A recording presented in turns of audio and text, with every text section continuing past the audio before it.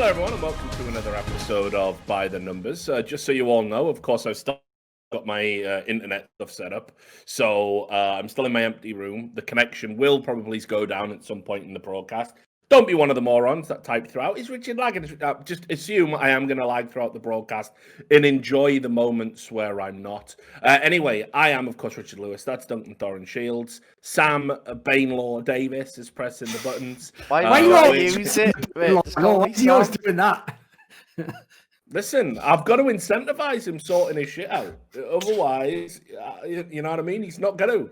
I've been living with Bainlaw in my mind for too long. It's the only way. It's like, you all seen that scene? Warcraft or something, doesn't it? Yeah, you all seen Full Metal Jacket, right? You know the bit with the soap? Sam needs encouragement to change his name. I am the bar of soap. So that's coming straight to your abdomen every episode. That guy did shoot his own head off right after that. So I'm not sure that actually worked in that exact example. I mean, yeah, obviously what I'm hoping is I can strike the balance. Yeah, I'm hoping I can strike the balance before it gets to that stage and Sam just actually changes his name. It would be outrageous if he went down with the Bainlaw and said, Richard, you'll never get... I might get a new wizard name, mate. Yeah, double Bainlaw. Yeah, I love that wizard name. I am in a world of wizards. You know, like, we just... that's a Street Fighter reference. I bet half the audience haven't even seen Full Metal Jacket, you fucking Zoomers. Anyway, let's shout out to the sponsor, .com. You know them, you love them, they love us. They sponsor this show. They're the best esports gambling platform out there. Go to .com/RLS. You can sign up, use that. Shows that you're supporting the show, you're supporting them. Go do your thing. And you can find out more if you got an exclamation point in the chat. Also, I want to say I get loads of people messaging me, oh, you don't have a schedule. We don't know when you're going live or whatever. Get on the fucking Discord. That's what everyone else does. Exclamation point Discord. Get in there. You can also contribute to the other shows and podcasts we're going to be doing once the engineer gets around in a couple of days and I'm on the internet. I'm going to be pretty much streaming full time. I've got a few job offers on the table. I'll tell you all about that. There'll probably be an announcement soon. But I'm getting back in the game. Back doing regular content, regular YouTube, regular streaming. Probably going to do some events as well when coronavirus is all conquered. So see you all in 2022. Right, let's start the show. Now, last time we did what was called one of the realest shows. I think they're all pretty fucking real. But the reality is, of course, as well, you're probably starting to notice that me and Duncan we're just less of a shit now. I don't know if it's coming with comfort, or I don't know if it's just that after a prolonged period of war, you've seen so many horrors and atrocities that you just sort of you lose the desire to keep the facade going. So it was a great real show. We only covered 2 topics. We're going to catch up on all the drama that's been going on over the last few weeks. But let's just talk a little bit about a new drama that happened. In my role as Richard Lewis, watchdog of all things esports, but in particular Counterstrike, took it upon myself to address an issue that I thought was absolutely disgraceful. We talked about it on the last episode, and that was the ongoing attacks that have been aimed at Chaos, in particular the 16-year-old player Leaf, these allegations of him cheating that have led to death threats and unbelievable hostile treatment from the Brazilian CS fan base. And I wrote an article about how this has been propped up and essentially promoted by figureheads in the Brazilian scene. It's over on Deserto. You can go and read it. It was also on the front page of Reddit for a day or two. Now, since I knew what was going to happen, Duncan, when I wrote that article, because it's the same story every time. Exactly. Yeah. So I've got material for this show that I'm going to go into. But let's see if we can just take a guess at what happened. What do you think happened in the aftermath of that article, Duncan? I mean, you know what? I feel like if anyone ever does a documentary or a psychological study on Brazilian fans and how they interact on the internet, they'll be able to use this show. This will be the #1 source material, because I always say this, dude, we caught the virus, as it were, as it was starting to spread, like patient zero. Because if you remember, the show we did after the first ever really good Brazilian result in Counterstrike CSGO was DreamHack Winter 2015. And it was the show after that where I explained to people, because everyone was saying, why were you getting like death threats just for saying like they wouldn't win a quarterfinal game they'd never won against that team before? And I just said, basically, just get ready. This is going to happen all the time when this team is good, because I've seen MMA and I've seen old CS when they were the best teams, you know, and I just know this is how this fan base reacts. What's crazy is I even, when I was going back through some tweets recently, found an old tweet from last year that fucking William Shatner made, where he also had a similar thing. He was just like, why are Brazilians so aggressive on the internet? Like, and then all the replies even to him are just like, they're all like, so I would imagine, Richard, you got a million corral whores echoing everywhere, probably people telling you to kill yourself, kill your family, kill everyone, basically. You're the worst human scum, everything's a lie, you're making it all for clicks. Well, I'll add, actually, what was good. Not many people did tell me to kill myself, actually. In fact, they made a point of saying, don't kill yourself, because they would like to have the pleasure of killing me themselves. Yeah, so it's like, well, you know what? At least they've got an awareness about mental health. I know, that's even darker. No, here's the crazy thing, by the way. I actually noticed one thing I want to bring up with you, which is I noticed you're getting the same weird thing that always used to happen to me, which is that the stupidest Brazilian fans are the ones who don't really know us. So they think that we're American, because they kept saying to Richard stuff about like that his country's never won the World Cup. By the way, they're right, Wales never has, but they don't know that Wales. So you're right on that one. But I'll say this. I remember the best example of that I ever had was where I just said something about Brazilian team, and someone just said something to me. Like, essentially, they just laughed at me about 9/11. And I was like, first of all, that's really fucked up. And secondly, like, that, listen, dude, not that I'm uncaring, but 9/11 wasn't like a personal atrocity for me. Like, I'm actually English. Like, I don't know if you're aware of that. Like, that's like that's a really fucked up angle, but it's not very accurate as like a point of attack, you know. Yeah, well, so I'm glad you brought that up. So look, let's sort of just go in an order, and I want to make it clear that, first of all, the big allegation that's been leveled at me from journalists, who all of which have characterized me as an American, by the way, for the express purpose of encouraging xenophobia. We'll get to that. But by journalists, by Brazilian figureheads, and by the fans in general, basically what they're saying is that my article was xenophobic and or racist. Now, of course, that's patently false. That's the big allegation that's been aimed at me. In fact, if you go into the article itself, there's not a single generalization or mention about Brazilians or Brazilian culture. And in fact, the only time Brazilian culture is mentioned is to say I've always been fascinated by it since I was a child, when I elected to choose. Yeah, the reason I support Newcastle was in 1987. We signed a Brazilian footballer called Mirandini. I'd never even, you know, from a young kid from a colliery town, you can't conceive of a country that far away and, you know, completely different. And yet, you know, from the 70s and the history, you're taught Brazilians are the best at football. So the idea that someone like that would come to Tyneside, I was all in on that point. I had a lot of Sunderland fans in my family, but I was like, listen, if Newcastle are signing Brazilians, they're the best. So I'm going to support them. I've still got the commemorative scarf, which is black and white and green and yellow, that they sold at that time, right? So ever since then, I've always read up, not just about soccer. There's way more Brazilian culture and history than soccer, obviously. But what I'm going to talk about today is the sporting culture. Because one of the things that we've done, and we've done it on this show, and is that we pretend that it's like vocal minority. Well, listen, let me just challenge that preconception and explain why Brazilian sporting culture is just rotten to the core. I've done a lot of research and thinking about this the last few days. So let me just tell you what happened. As a result of writing that article, which I think is perfectly reasonable, hey, Gaules, you have a huge platform, 1.8 million followers on Twitch.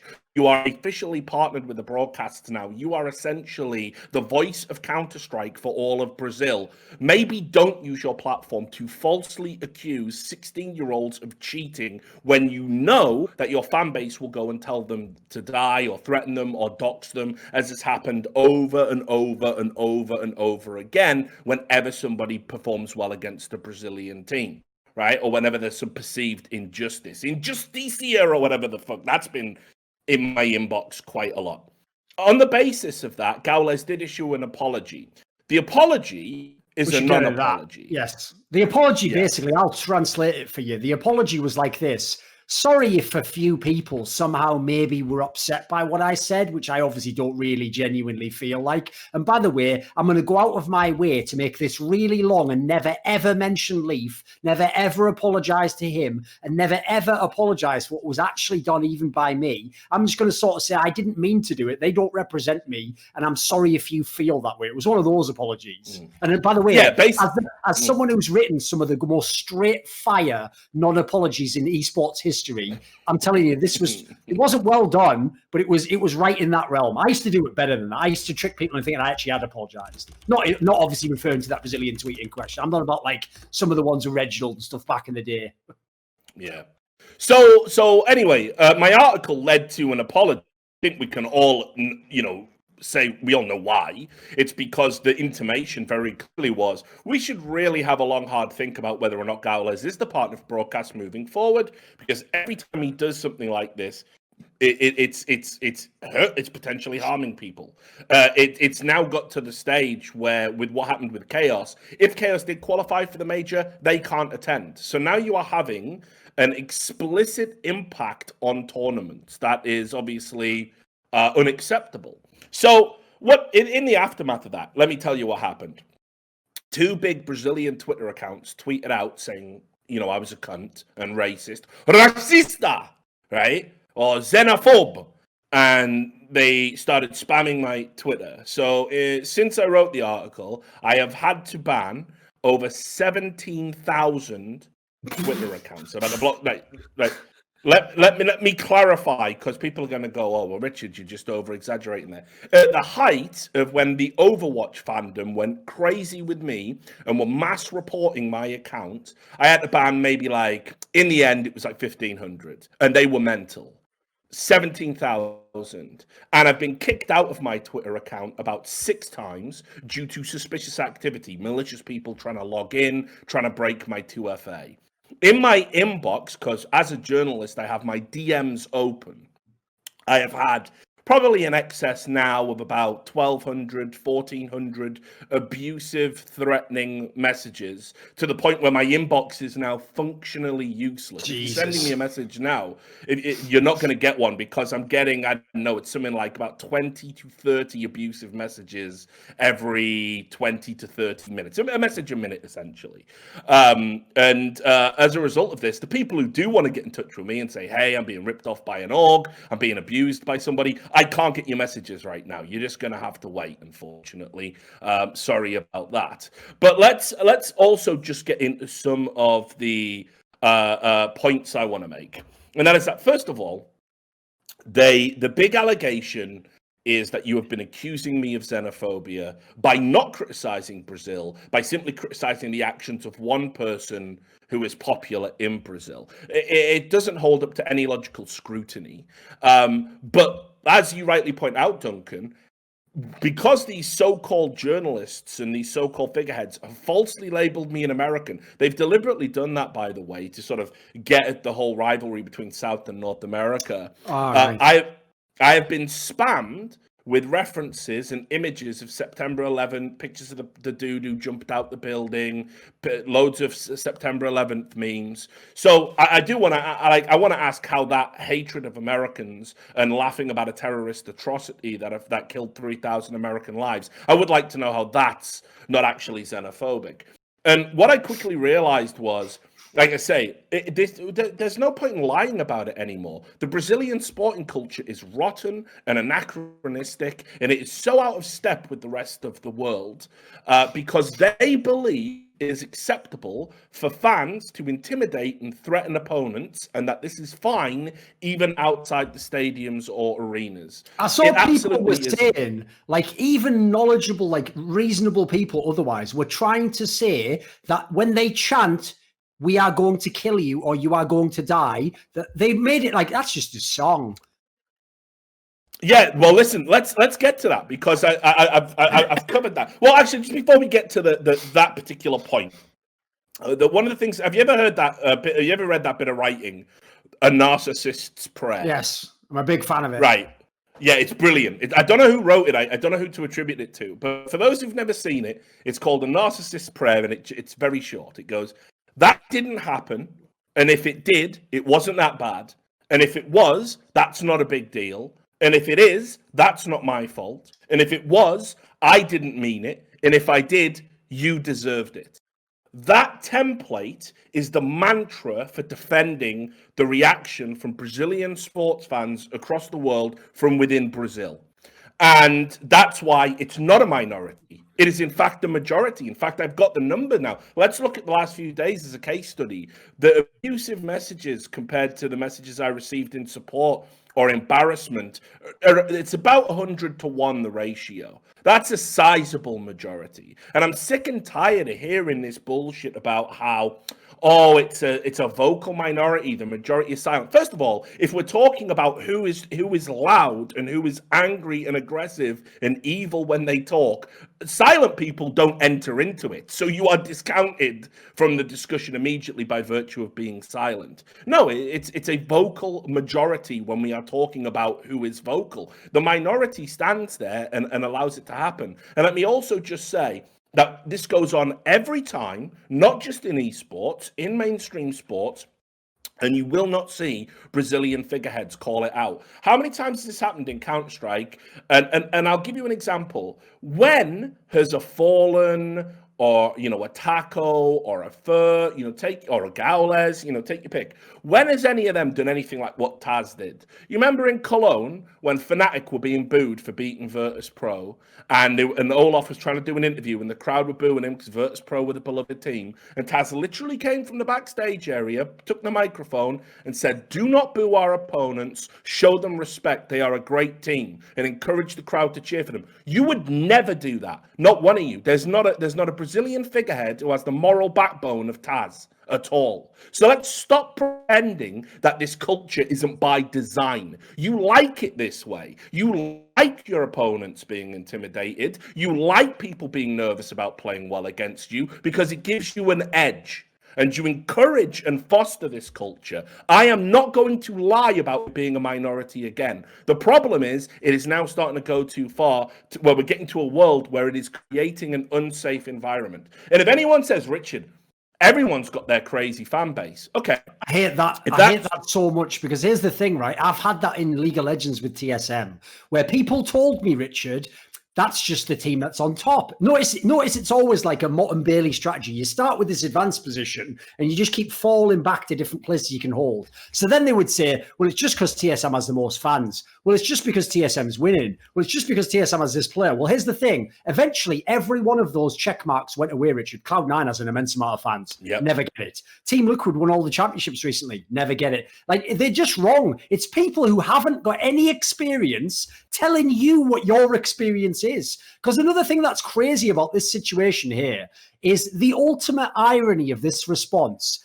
is the very response that is happening now is why they get the extra scrutiny in the first place, because it was they have always gaslit you that the cart went before the horse. They have always gaslit that. Nobody came along. I don't remember when this happened, when someone invented a meme that Brazilians were like this. They were overwhelmingly like this, and therefore people responded. Now, I will obviously agree with what Zeus said. When people are racist against Brazilians in response on HLTV forums, that's the same shit. It's just the same stupid behavior, but for people who aren't Brazilian. Exactly. I'm not on board with that. I'm one of the only people in this fucking community who calls out HLTV for that forum. And by the way, I think they should be shut down in that regard, or censored, or you shouldn't be able to let your stuff go on the front page. But yeah, it was just an aside. But yeah, they always say that's just a few rotten apples. This is like if 10 of the first barrels were full of rotten apples. I know, but this is the point, right? Remember, we're only talking about the sport and culture here. We're only talking about the fan interaction in Counterstrike. But here's the reality. When I post death threat after death threat after death threat after death threat, they invoke that narcissist's prayer. They say, I'm the xenophobe and the racist. And then they go, and anyway, only a Brazilian could speak about Brazil. So you show them negative behavior from Brazilian fans, and then they go, those people aren't Brazilian, it's just a troll. No true Brazilian would behave that way. And then when you prove it is a Brazilian, they go, well, anyway, you shouldn't have spoke about Gaules or MIP or, whatever it is that's made them have the tantrum. You should have known what to expect. And then you say, well, it's acceptable anyway. Then they immediately devolve into, well, you're an American and you've never spoken out about the race racism Brazilians suffer every day, and therefore you deserve it in some way. Well, I have spoken about the racism Brazilian people get. I don't think it's acceptable. Obviously, you've had that whole bad joke about luminosity, which still gets lied about to this day. It wasn't about all Brazilians. It wasn't about that. Where you didn't realize the cultural implications of what you were saying, immediately apologized to the players, and nothing like that has ever been done since. I have yet to see Gaules apologize properly, take responsibility for his actions. I've yet to see Fallen accusing a young player of cheating apologize, take responsibility for his actions. You don't. You create this culture where people are terrified to criticize anyone Brazilian. And as I said, listen, if it's true that there isn't something wrong at the heart of Brazilian sporting culture, let's just look at France, right? You will struggle to find a more patriotic and passionate fan base in Europe than France. The people of France, they love a protest. They've held out against American corporatism, retain their own language, retain their own identity, have cultural ideas about how they should approach certain sports, and it shows in how they do it. They've had successful football teams, best in the world. They've had successful rugby teams, cycling. And so let's apply it to Counterstrike. You have Vitality, a team with a youngster in it who's arguably the best player in the world, an insane talent, and yet they lose to the underdog, probably more often than they should in reality for the talent they have on the roster. Where's the cheating accusations from the players? Where are the French language streamers doing interviews with people about how their team were robbed and it was an injustice and they cheated? Where are the thousands of French fans threatening to kill, rape people? It just doesn't happen. And it doesn't happen because there is an idea at the heart of French sporting culture that it stays on the pitch, it stays on the field, and that we respect our opponents in victory and defeat. They're not an enemy. We're just performing the same sport. It's not life or death. And unfortunately, what we've got in Brazilian sporting culture is there's an intensity to it that isn't benign. That's the thing I'm sick of hearing, that it's like this friendly, fluffy, benign. It's just words, man. Those fucking words have a huge impact. And if you go and look, the thing that they talk about is this "you're gonna die" chant, right? They say the "you're gonna die" chant is harmless. Right. Keep in mind, there is I cannot think, except maybe Turkey in football with Galatasaray, where they have "Welcome to Hell" on the stadium. I can't think of another sort of dominant sporting culture that considers chanting to players "you're going to die" to be sort of just blasé. Now, do you know where the chant comes from? I'm assuming war or something fucked up. It's fucked up. Brazilian fans tell you it's just a bit of fun and it's part of their proud culture, part of their tradition. It's not even that old. So in the 90s, do you remember that song? Whoomp, there it is. Whoomp, there it is. Right? Remember that? Right? Mad popular it was. And they used to play it at Brazilian soccer games to pump up the crowd before. Now, Whoomp, there it is. Obviously, it's in English. And it's like an American song. So the Portuguese-speaking Brazilians created like an onomatopoeia that means nothing in their language, and it's like "ooh terera, ooh terera." So I'm butchering the pronunciation here, right? So it was just a way to sing along with the song, and you would hear it at all the football games. Completely benign. The words don't even mean anything. And then football hooligans, the ultras from Brazilian firms, they realized "Uterera," what they were singing sounded like "U vai mora," which is, you're going to die, you're going to die. So they started chanting it at other firms in the crowd. Whoomp, "U vai mora, whoomp, u vai mora." And that's where it comes from, "you're going to die." It was literally about violence. It was never benign. It was never fun. About two groups of people going to meet in the car park afterwards and stab each other. That's the roots of it. By the way, that's like a reverse fucking Pepe / OK symbol sign. It even started as a fucking hate symbol. And you're going, just a bit of fun, and repeating it to people who, by the way, at some point in the future, Richard won't now, but in theory, me and Richard, if things were normal, would have been one day going to Brazil and making it even more inappropriate to ever say that to someone.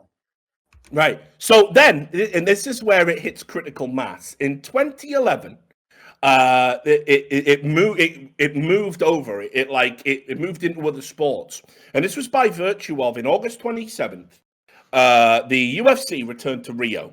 And they hadn't been in Rio for since '98 or something crazy. They just didn't do events in Brazil. But there were so many Brazilian champions, so many exceptional Brazilian athletes in MMA that the UFC were like, we've got to go, pay homage to, this great community, great fans, great culture of MMA. So they went out there. It was the second time. And at the time they were out there was a film. I know you've seen it, Tropa de Elite. Classic. You remember that one? A classic, exactly. And in the fight between Paulo Thiago and Dave Mitchell, Paulo Thiago came out from the theme from Tropa de Elite. It's by a band called Tijuana. And the crowd knew all the words. It was a huge cinematic hit in Brazil. And everyone's singing along with it. And the logo for the Tropa de Elite, which is their elite military police force, in case you don't know, is something called Faça na Caveira. Faça na Caveira. And it means skull with a knife through its head. That's their logo. And if you look at the logo, it's crossed pistols, a skull, it's got a knife in its head. So Thiago comes into the ring, the song goes down and finishes, and at the end, the crowd are chanting like Caveira, Caveira, skull, skull, skull. And then they were like, wait, what's that soccer chant? O vai morrer, you're going to die, you're going to die, because the skull evokes images of death. And so they started saying that instead. So it is absolutely not this deep-seated cultural thing. It means exactly what it says it means. It comes from violence. And then what happens is, because that's remembered as like some great sporting moment in Brazilian history, that chant germinated, and then it moved to sports where it's completely inappropriate. Go look at the last time the Olympics were held in Brazil, where they were chanting, you're going to die, at like pole vaulters on the podium getting a bronze medal. What, like, the Olympics had to issue a statement saying, we love the passion, guys, but you cannot be chanting, you're going to die, while people are getting their medals. It's just out of step, out of sync with how the rest of the world views competition. Final point. I had a Brazilian journalist from ESPN, right? I've given you the tweet, Sam, if you want to bring it up. Yeah. Rodrigo Guerra, right? This is a reporter for ESPN. A reporter for ESPN, right? And he said to me that a crowd chanting, you're going to die, and spitting on spear soldiers was analogous to the New Zealand All Blacks rugby team doing the haka before a match, which is so unbelievably insulting to something that is deeply spiritual to the island people, but also completely factually inaccurate, because the haka is done when you meet dignitaries. It's done in times of peace, not just times of war. And let me also give you an interesting fact. On one of the hakas, there's two, I forget which one it is. They used to do this thing where they would go like that, right? And it looked so much like they were cutting someone's throat.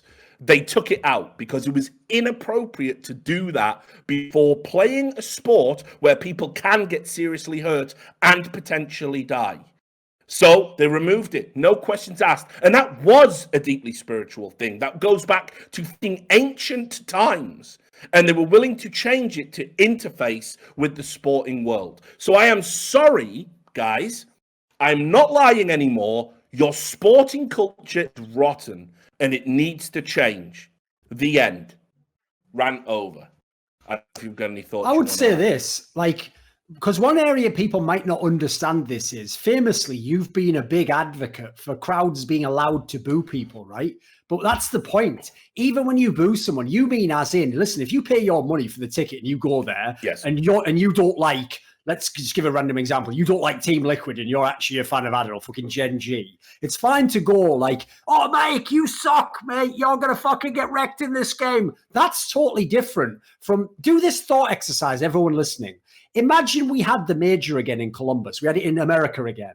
And in the crowd, right, when anyone who wasn't Brazilian, American in this case, came on stage, they just shouted, kill yourself, kill yourself. Oh, 10,000 people just shouting it every time, all the time. Even when someone was accepting the trophy, someone finished second, someone with the MVP. Kill yourself. Imagine it in English. Imagine hearing that in English and knowing what that means. Even if you said, which isn't true, as Richard's pointed out, oh, it's from a meme that's like a thing, like, how would the other countries know that? How would anyone know that? It still would be considered so out of pocket. But here's the thing. This is where all cultural analysis in society is ruined in the modern day by certain ideologies, because it's the fucking burden of low opportunity the prejudice of low expectations. Sorry, I got it wrong. Yeah. Because what people basically are doing when they make these excuses for Brazilians is saying Brazilians aren't like you and me, normal people who understand basic things, understand even what they're saying. And so as a result, when they say something, it's just like noise, isn't it? It's not even words. No, I'm sorry. These are human beings trying to communicate accurately what they're thinking. And what they're thinking is you're going to die, which, as Richard just pointed out, is stemmed deeply in the idea of people who literally were going to try and kill someone, saying that to that person in the crowd so that they could then meet them outside afterwards. So I think that sums it up right there. Like, even if you actually don't mean it like that, you are signaling in all respects that that is what you are and that you are part of that behavior. So just think it through. And here's the thing. For those of you out there, I'm sure there's Brazilian fans, again, like Richard actually highlighted, who aren't doing this. Do us a favor. If you're not going to call them out, just stay silent on this one. Don't come and defend them with the like, well, they didn't quite mean that. And even if they did, what about what Thorin said? And did you ever call out this guy like this? By the way, none of that will ever excuse your actions. I learned this a long time ago from my own mistakes in life. What I do wrong never is justified by what other people did wrong. And if you can't get that through your head, we're never going to solve any of these problems. And I'll wrap this segment up by just saying, right, hopefully, okay, people can see what I'm trying to do here. I said on this show, I wanted the major to be in Rio, that it was time for Brazil to get their dues and have a fucking major and a big tournament, that it's a country with so much, unique flavor that you can go and have an incredible experience there. And if a crowd is willing to knock these needless, violent edges off, then we can have a great time. We can have a great event.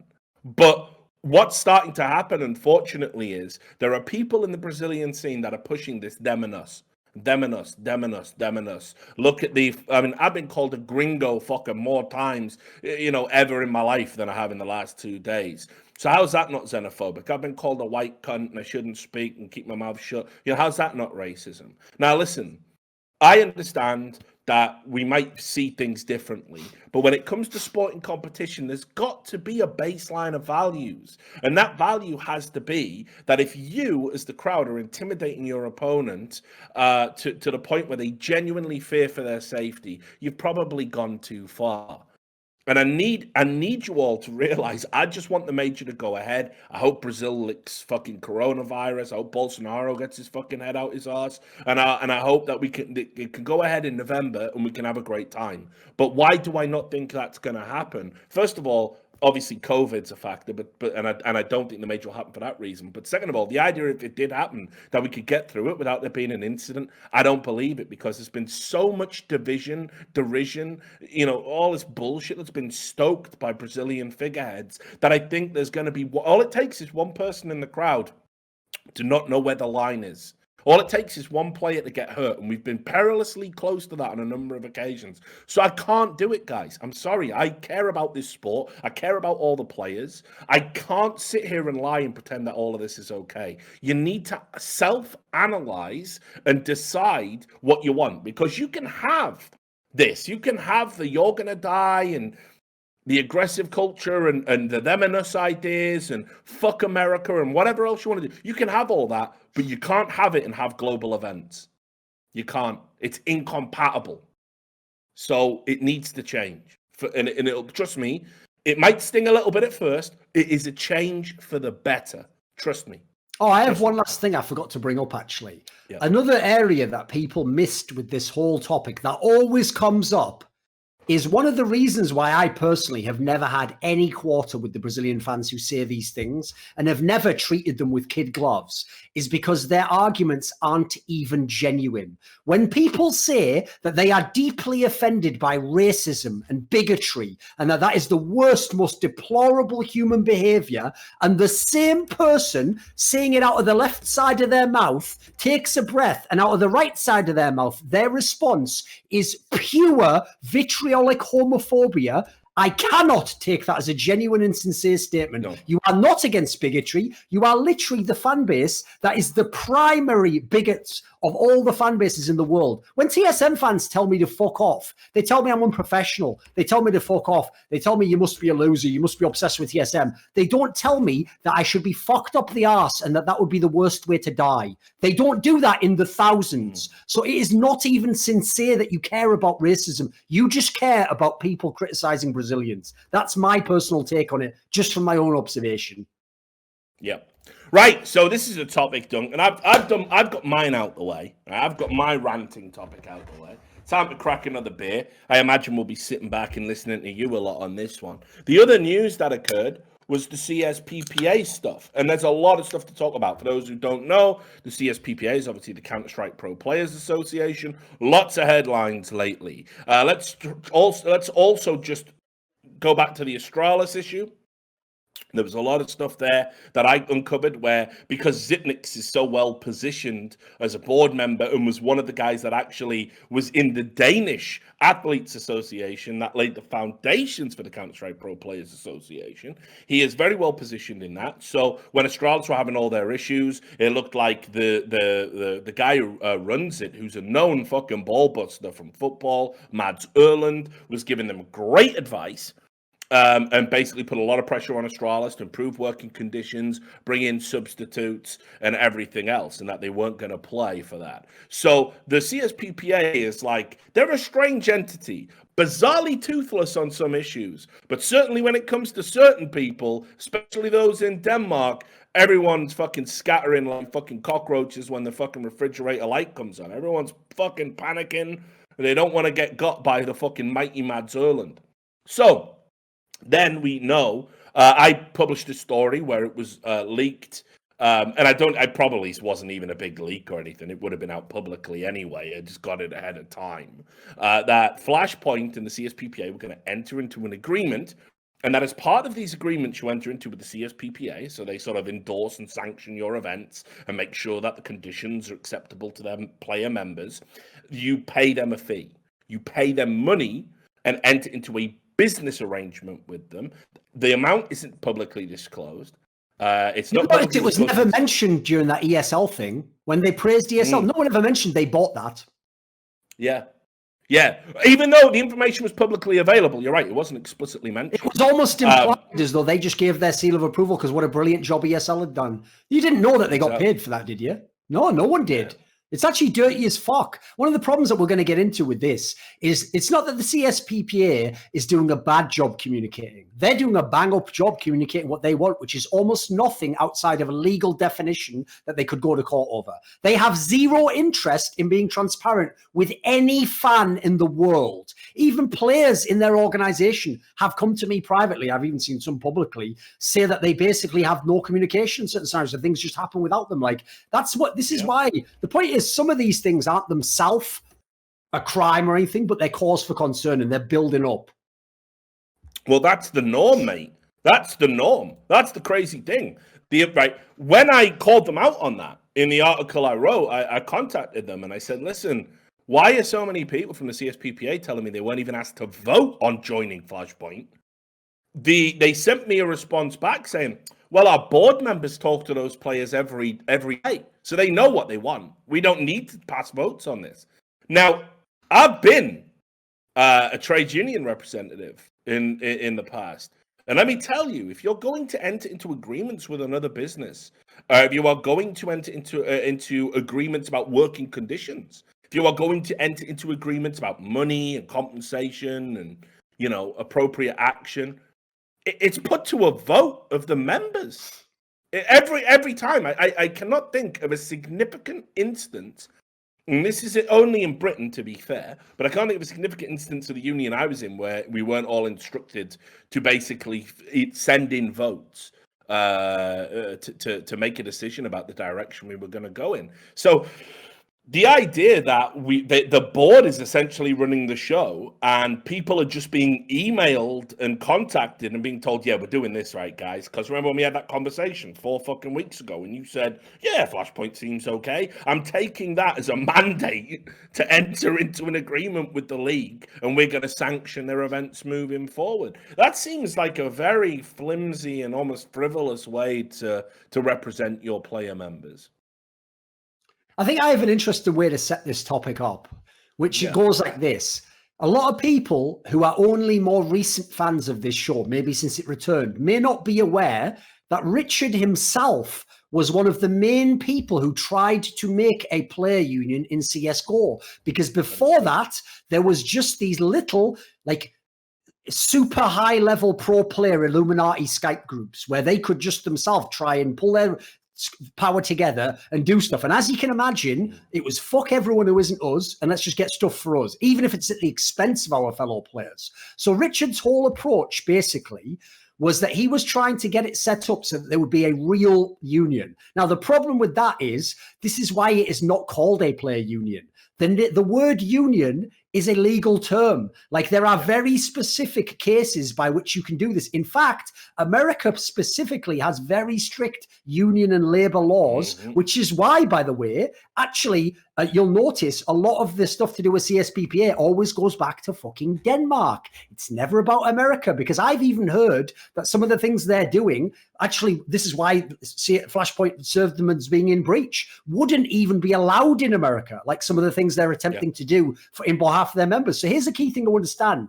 If they were a union, one of the things Richard was looking into was, how do you fund something like this? Like, a main guy has to run it, and then you have to have people who work with him on it, and then some of the players have to be able to be flown into places. So where's that money going to come from? Richard was trying to get basically like a third party, almost on a charity tip, to fund this thing and get it off the ground, and then eventually pay for itself. As far as I know, I'm not going to speak authoritatively here. I'm going off things I've heard, but from people who know what they're talking about. One of the very interesting things about CSPPA is because it is not a union, unions typically, one of the main ways you fund it, and you are a member of the union, is you pay your dues. Each member of the union pays a fee to the union, could be the Screen Actors Guild, whatever it might be. And as a result, that's how they fund it. And then obviously they do things with the money, like they spend it on certain causes. Now, as far as I know, CSPPA players do not pay a fee to this union. So how does this union employ Mads Orland, famed football union buster? How do they hire high-priced lawyers to look over things and do stuff? I'll tell you what I am aware is that they do. That is the whole point of why ESL and Flashpoint have to pay the CSPPA. We are paying for them to exist. So when we pay for them to exist, why would we do that, right? What would we get out of it? Here's the funny thing. The reason why Richard was trying to get third parties to fund this is because it actually would be good for the whole ecosystem, not just players. So I'll tell you a reason why Flashpoint, even though I personally told them, don't be involved with these people. They'll give you nothing. I don't trust the people running it. And until they can prove they're going to give it, don't give them hundreds of thousands. But originally, Flashpoint people told me, no, Thorin, it's going to be a good thing that we work with CSPPA because they'll give us our approval, which means the players have approved our tournament. And more importantly, and this is the key thing as to why every person who's a game dev pretends they want a union, you can actually use the union to make sure they uphold their end of the bargain. So, for example, if they demand certain things for their players, certain PC, certain time of day, certain things, you can say, okay, then you have to make sure that players turn up for media days, that players turn up to show matches, that players do their obligations around the event. You enforce that, we'll enforce our part, and we'll pay for the privilege of having that happen so that we're not just hoping people honor their word. Now, in light of the idea that, as we're going to get into, basically a bunch of things that Flashpoint asked of CSPPA, they not only didn't do, but were utterly incompetent and almost like willfully didn't even communicate about. The idea that after that, one of the few organizations in the world paying for your union, which is supposed to represent your players, you essentially then say, through the words of Scoots, fuck you, pay me. Not literally, but that was the gist of it. That is so inappropriate as it almost staggers me. And unfortunately, I get it that people don't know how these things are funded and how they're set up. But in context that I've just set up there, that's just outrageous. Like, as soon as I saw that, I already was someone who was skeptical. I'm against the CSPPA now because I have yet to see that they are actually a good faith actor. Yeah, and look, so obviously the premise is a brilliant one. Yeah, but you're right. I mean, so when I was trying to create so I ran into all the same things you just talked about, right? I realized very quickly it couldn't be a union. There was just no way it could sort of serve a global function, and it was going to be split into two sections essentially as a result of that difference in how unions are perceived and how they function between North America and in particular the United States and Europe. So I created the original plan was to create two divisions. And one of the other things I identified was that we couldn't have an active player on the board. I think that's ridiculous. I think having, for example, let's say this is a silly example, right? But I'm not saying there's any truth to this. But having an Astralis team member decide, for example, whether or not the association represents Jampy, who is a highly talented player going to a rival team. I mean, obviously they're not even close in the rankings now, but when it was first being talked about, or OG, and whether or not to represent them and potentially facilitate that, maybe even threaten strike action unless Valve overturn their outrageous decision. I think that's unbelievably silly. I think that's very dangerous because why would a player act against their own team's interests? Conflict of interest. Yeah, I'll give you another one. Here's another fun one. I saw other people managed to come up with this one, so I'm actually quite proud of the community for starting to come up with. They're learning the thinking processes that we're using as journalists. Here's another one for you. Bearing in mind, almost all the top teams in the world and most of the people represented on the board of the CSPPA are from ESL Pro League teams. How would it be in their interest to do a great deal with Flashpoint when they themselves play in a rival league, which if Flashpoint really succeeds, will actually be diminished and won't be as successful as it otherwise would be? In that scenario, they are actually incentivized to give a better deal to ESL, to be biased to ESL, and to be against Flashpoint. I'm not saying they are, it's a hypothetical, but that's the point of conflict of interest. You nip them in the bud before they happen, and then no one ever has to bring that up. Because here's the point, if it was a retired player, well, he's not in ESL Pro League, so that again becomes a moot point, doesn't it? Exactly. And so the people I was going to go with were at that time, the unemployed Devil Walk. Right, yeah. Obviously I think I talked to nothing about it, but in the end, the guy had the most forward progress with it was going to be Warden, who wasn't. I think he'd left Complexity at that time. So the thought process behind those people were old season pros, won majors, been at the top of the game, but weren't active in the here and now, and had no team affiliation, so there couldn't be conflicts of interest. And those were the guys I was going to get, and we had a lot of talks. I went and had meetings with a VC group, and the meeting was, as you can imagine, hilarious, because they were going, so wait, what, you want us to put $500,000, I can't remember what the fuck I was asking for, into a player union, and what do we get back? And I said, well, you don't get anything back. There'll be no return.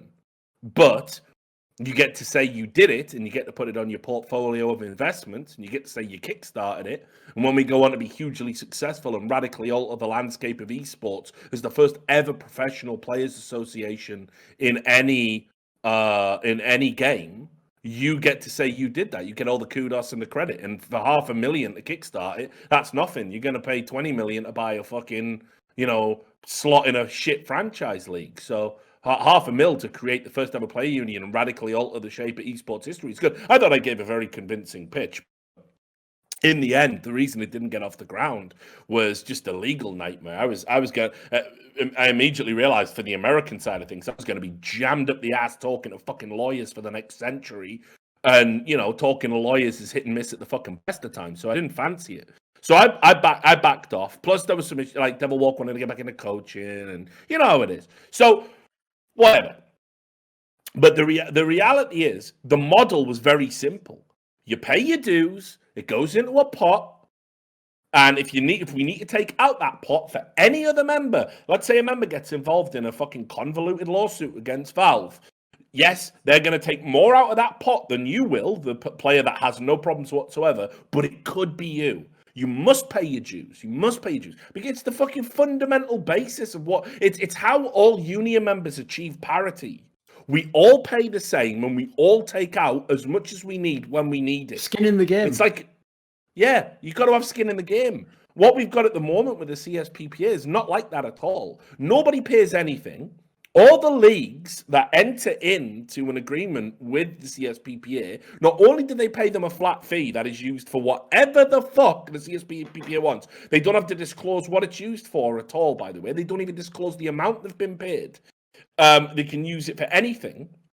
I imagine it goes to salaries principally to begin with, but on top of that, the money that they also get the leagues to pay for this insurance that's going on. So if you suffer an injury while you're on the job, it's the leagues essentially that pay for the insurance policy that lets you draw the money out because you can't work anymore. Now that's another thing a union would do. Your dues would go towards the insurance policies we put out. Let's say it was a labourers union and you're working on a fucking bandsaw and it snaps and chops your fucking arm off and you can never work again. The money comes out of the dues that goes to the insurance policy that the unions negotiated for you.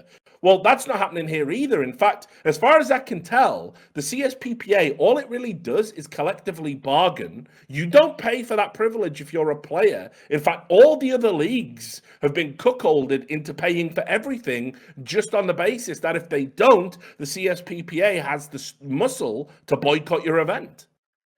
That is not how I envision my union working. And I don't know if that's how a union should work. I'll also throw in as well, since the CSPPA themselves very rarely communicate. In fact, they're terrible at communicating. And even their response to this letter that Flashpoint sent them caused them to get donked on so fucking hard. I think they still don't get it. Like, they didn't understand the difference between what would hold up in a court and what people want to hear. So when they essentially just said, doesn't matter what you're saying, no, we had a contract. Doesn't matter what you're saying, no, we had a contract. Doesn't matter what you're saying, no. A lot of people, unsurprisingly, thought, that's a bit petulant. I thought the whole point of this was about communication and reaching an agreement and compromise and working together and building a relationship and all those fucking buzzwords you guys love to throw around. Guess what? You played yourself. Congratulations. Because you actually communicated the stupidest way publicly you could. But then, simultaneously, on the one hand, you only communicate through lawyers, but then you have SirScoots as an attack dog, just attacking people in events and saying people are putting people's lives at danger and people need to do this. It's going to be fun. I can't wait for this week, right? That also makes people feel like it's a protection racket. Like, all I'm paying for now is to just have Scoots not tweet horrible shit about you. Why would anyone want to be in that situation? Is that the premise from which the CSPPA was born? Because SirScoots' tweets recently suggest this to him is about his personal beef with certain American owners from PEA, a totally different project, and the fact that he doesn't like it. In fact, he even stressed that this is PEA 2.0. He didn't sound like, I'm just a guy who worked with this union and I want to set up this union. Because remember, he should want it to be involved with Flashpoint. Why would he be antagonistic? Why wouldn't he try to find common ground? Why don't he try and find a way? This has been a misunderstanding. You know what? This has been a misunderstanding. I'm going to talk to the lawyers. We're going to find a way through. No. It's immediately like pistols at dawn. That's no business relationship to have. It's not even a personal relationship to have with people. Like, it's just a bad look all around. So, like, I just hate that whole angle of it. Like, it's just rotten. And like you say, what do you get in exchange for the money? Because as we can talk about in this case, there were a couple of incidents where, as far as I'm concerned, for what the premise of the CSPPA is, they were not only incompetent, they utterly failed at what is essentially what they are supposed to exist for. They cost players money. They cost us an opportunity. And as a result, why would we then pay you to work with you? Remember, and then there's this third detail I want to get into later, which I think is outrageous, where they attempted to secretly flex that they own the players' image rights. That is fucking insane that they would even say that part. And the community didn't even get that, so we'll maybe go to that part later. But we'll monitor shit. We'll talk about the agency aspect of it. There's that part as well, yes. Yeah, so which links to the image rights. But let me just talk about Scott here. I don't want to brush past it because, again, in the spirit of keeping it real, which I hope is a spirit he obviously believes in, the divide between you and him and the things that he said about you and the way the relationship soured, it's pained me greatly to watch it from a distance, and also knowing enough about you both to know there is, like, it feels like there's zero chance of a reconciliation at this point. Makes me unbelievably sad because obviously we've gone through so much together, and it's not like we've always been on the same side. We've gone at each other multiple times, but we always seem to come together for the good of Counterstrike, the great good. And we also sort of, even in our worst moments with each other, there's always the side understanding that if someone does come for me seriously, like Scoots will have my back, Duncan will have my back, we'll all have each other's back. With the G-Finity's Angels, you know, we look after each other. But what I've seen recently, and it's very hard to attribute the reasons for it, is like Scott probably doesn't know he's doing this. And I hope he doesn't think I'm being condescending or patronizing when he watches this. I wish I'd had a chance to talk to him privately before this. I just haven't what we've been moving. But he seems to do this thing where he goes, now listen, I'm not involved in the CSPPA, but let me tell you, there's some shit coming down from the CSPPA that's going to blow everybody's minds, and you don't want to miss it, and you don't want to, and people go, well, what is it, Scott? And he goes, well, don't ask me, I'm not involved. And it's like, that type of behavior, I think, is like you're making it look like you're affiliated, but giving yourself the plausible distance should they do anything wrong. So it's like, are you a true believer in the project or not? It seems like you are. You often say that you are, and I agree with you. I think unfortunately, there's a combination of things that have happened to get us to this point where people who should be staunch allies and all want the same thing find ourselves on opposite sides of the aisle. And one aspect of it is, and like, again, don't take this the wrong way, but I'll be even-handed in my criticism. You understand why. Is that obviously I know you're heavily involved in Flashpoint, and I know enough about you as a man to say that you take great pride in your work.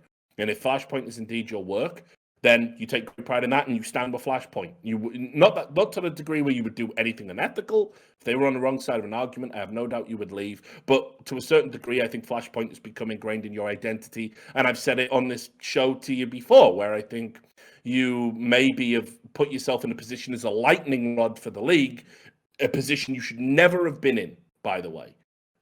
Whether you elect to do that or not is one thing. Your executives above you should never put you in that position. I think you've been, to a certain degree. Let's be real. I'll give a counter to that. One, I would say I would never have had a choice, Richard. Like, my position is creative director and one of the representatives of the league, right? Do I run physical brackets for a qualifier? I was blamed by even famous people in esports for fucking up a bracket for a qualifier, something I never touched. I was blamed for that personally. So by the logic of most people, Richard, as long as I work for Flashpoint, I run everything. So I was always going to have that anyway. So I thought, fuck it. As long as they take my input for my ideas, I'll be out in front. Then I'll also say this. One thing people don't understand about me is one of my ethoses always in the esports industry has been what you just said, that the legit people should never be on opposite sides of the aisle in the sense of like, I'll only be with my team and you're only with your team. When it's a thing that matters, you are bipartisan. So an example of this would be, I think I've even said this before, after I'd already said I'll never work with ESL again unless they name and fire the people who did the ESL slot handling situation, I actually privately helped someone from ESL craft part of their response to that situation and told them, this is how it would be best received. Here's how you should try and explain it. This is the thing people are going to be concerned about, because I thought it was for the good of the industry still that they had someone who had the finger on the pulse in that sense. Similarly, as all of this has been developing months and months ago when Flashpoint was ongoing, I was talking to people who were involved with CSPPA, and I told them privately. They would tell me stuff like, why do you attack us? Like, you know, we're trying to do the right thing. And you know, like what we've gotten from ESL is actually a big concession compared to what players used to have. And I said, first of all, you don't communicate that personally, publicly. Secondly, you haven't communicated it to me. And then thirdly, I told them, here's how you could literally stop that being a problem. You could do all the same things things, but just have a person who's a friendly face who comes out, translates it for the layman. I say it can't be me, because in this case, I'm not on your side in this issue. But here's how you do it. They ignored my advice and continued to go the approach they have. So I've given them beyond the Call of Duty. It's not that I've held no quarter with the CSPPA. I actually believe in the premise of the CSPPA. And so I hope after hope that they would be like that. But they just have disappointed me again and again in this regard. And these particular issues here have nothing to do with me personally. I wasn't the one doing this monitor thing or the free agency. That's a separate thing. But as usual, I will give my opinion on these things, certainly, yeah. On the Scoots thing, by the way, I actually think, like I implied before, is just because it is over a personal thing that was never to do with me, by the way. It was to do with an owner of one of the teams from PEA. That has nothing to do with me and Jason Katz and the way that was all handled. Again, I was not involved with that at all. And so for some reason, he's transferred that onto me and to the other people at Flashpoint. Now, you can have your own opinion about that. I don't really see what the point of that is. If Scoots had actually reached out to me when the first issues had happened and just said, by the way, like, nothing against you. I'm going to have to go against Flashpoint on this, but, I understand you do what you can there. And I hope, and by the way, I'm also open to even feeding information to the other side. I even tell Flashpoint that directly, by the way. I tell Flashpoint, by the way, I'm going to tell journalists things that are inside our company, because guess what? They're going to have to tell me things that I can use inside our company. So I know you guys don't want this, but that is what's going to happen. And they have to just eat it. They know that that's what it means to work with me. They're not fans of it, by the way. Yeah, of course not. Of course not. Well, why the fuck would they be? But no, I like it. But listen, right. So with the Scott thing, and then we'll get to the monitor thing. On the opposite side, right? Because I'm talking about this perfect storm. Here's how we end up where we're at. I don't think anybody foresaw you going off and being a creative director in a startup league, especially one that is working alongside former PEA, members. For Scott, this has happened at a time, and I'm not speaking on his behalf. He'll say I'm a condescending prick and tell me to fuck off. And listen, by the way, Scott, when you do watch this, you're one of my dear friends. Like, I'll never renounce you. You can call me a cunt, piece of shit. There's people I'll never renounce. It was like that with Robert Olin. Robert Olin said I was a mini Mussolini. He's true in relation to BMI, but not my politics. I'll never renounce Robert Olin. I owe so much I have now to him. It's fine. Like, he can say whatever he wants. Never gonna, and you're in that group. So if you want to, you go off. But I will say, quarantine seems to have hit him particularly hard. He's under a lot of stress. Obviously, cares for his mother still. An elderly relative. He lives in a state. Obviously, by the way, he's in a risk group for COVID. Like, once you're a certain age, it's different from everyone else. There's different stakes. I understand that. Yeah, which is why I think when Flashpoint didn't shut down immediately, he tweeted all that stuff. Which actually, if we go back to it, that does seem to be one of the big sort of. Of course, that was the line in the sand for me. I'll never go back over that line, Richard. You can't basically say you're going to experience Schadenfreude from our family dying. Like that, I'm sorry, that's when you're an industry professional. You can't even take that back. You could apologize and we could be vaguely civil. You'll never be my friend after that, ever. And obviously, as I said, he's under this great stress because of his situation and being in a risk group. And if you don't know what's going on in Arizona at the moment, by the way, Duncan, let me tell you, as a neighboring former Nevadian, it's real fucking bad over there. I mean, they didn't handle, they didn't insist on masks. They just didn't respond to anything. And it's now at a point where out of the states on the West Coast that are like starting to spike, they're one of the top in terms of gains for the COVID case. So under tremendous just personal considerations there. Also as well, you know what it's like when you can't go out. We've all been isolated for 6. I mean, literally. I haven't had, tell a lie. I have had 2 instances of human contact in 7 months.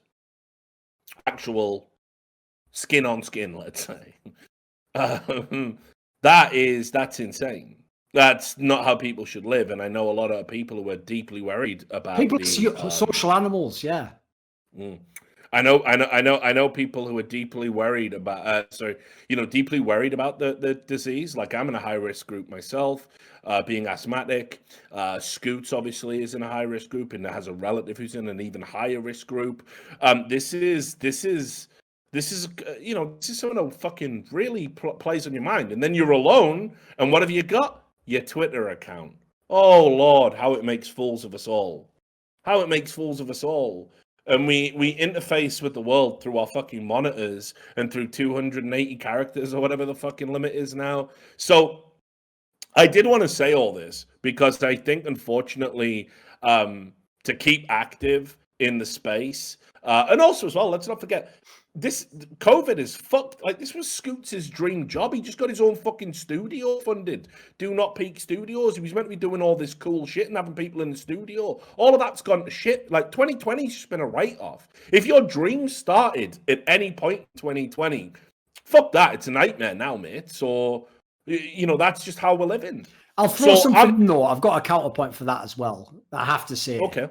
This is another thing that you will notice as a trend. So people think this year, I've had all these weird blow-ups. Is he having a meltdown? Is he going crazy? By the way, fuck everyone who says you need to talk about mental health when you dare speculate about me like that and say shit like that. I'm having a meltdown and you're obviously breaking down. You're mentally ill. So, the same people who are then going to cry. Like, put it so if I did kill myself, you'd all cry afterwards and say, we have to stop this and change this culture. And you would be the ones who'd said all that stuff. So anyway, one of the main reasons why it would appear that I've been so unreasonable in all these breakups I've had with people is because these were people where not only did we have a firmly established private line of communication, but we rarely ever publicly communicated. And then they chose to do all the dirty laundry in public, none of it privately, and then wondered why I would take extra offense to that. So SirScoots is someone where I worked with Do Not Peak Entertainment. I did something like 3 videos. One of them, by the way, will never be released because that's the kind of person Scoots is. He paid for it, and now he's just going to vault that forever. I think it was top 5 in-game leaders of all time or something. Like, I did work with this guy. This is a guy where I would guess privately we've communicated 10 times more than we've ever communicated in public. So all he had to ever do was send a message over. At any point, he could have sent a message over. He never ever did that because it was about a public war, and I'm now the enemy. That's the point. I'm not whoever I was before. So long before I wrote him off, I'd become the enemy, mate. And I was only to be addressed publicly and in this like vague subtweeting way, which, listen, I'm not against it. Like, I do think actually, if you're going to say something insulting, you shouldn't tag people in it. I just think it's a bit rude. Like, let them have the choice to not see it. But the way he's doing it, it's like you're trying to benefit from fucking with people, but then also have plausible deniability. I wasn't necessarily talking about you. It's like you are clearly in those cases, Anyway, just to count. Yeah, no, I get it. I hope we can get out of this fucking like weird world we're living in. I don't think we can.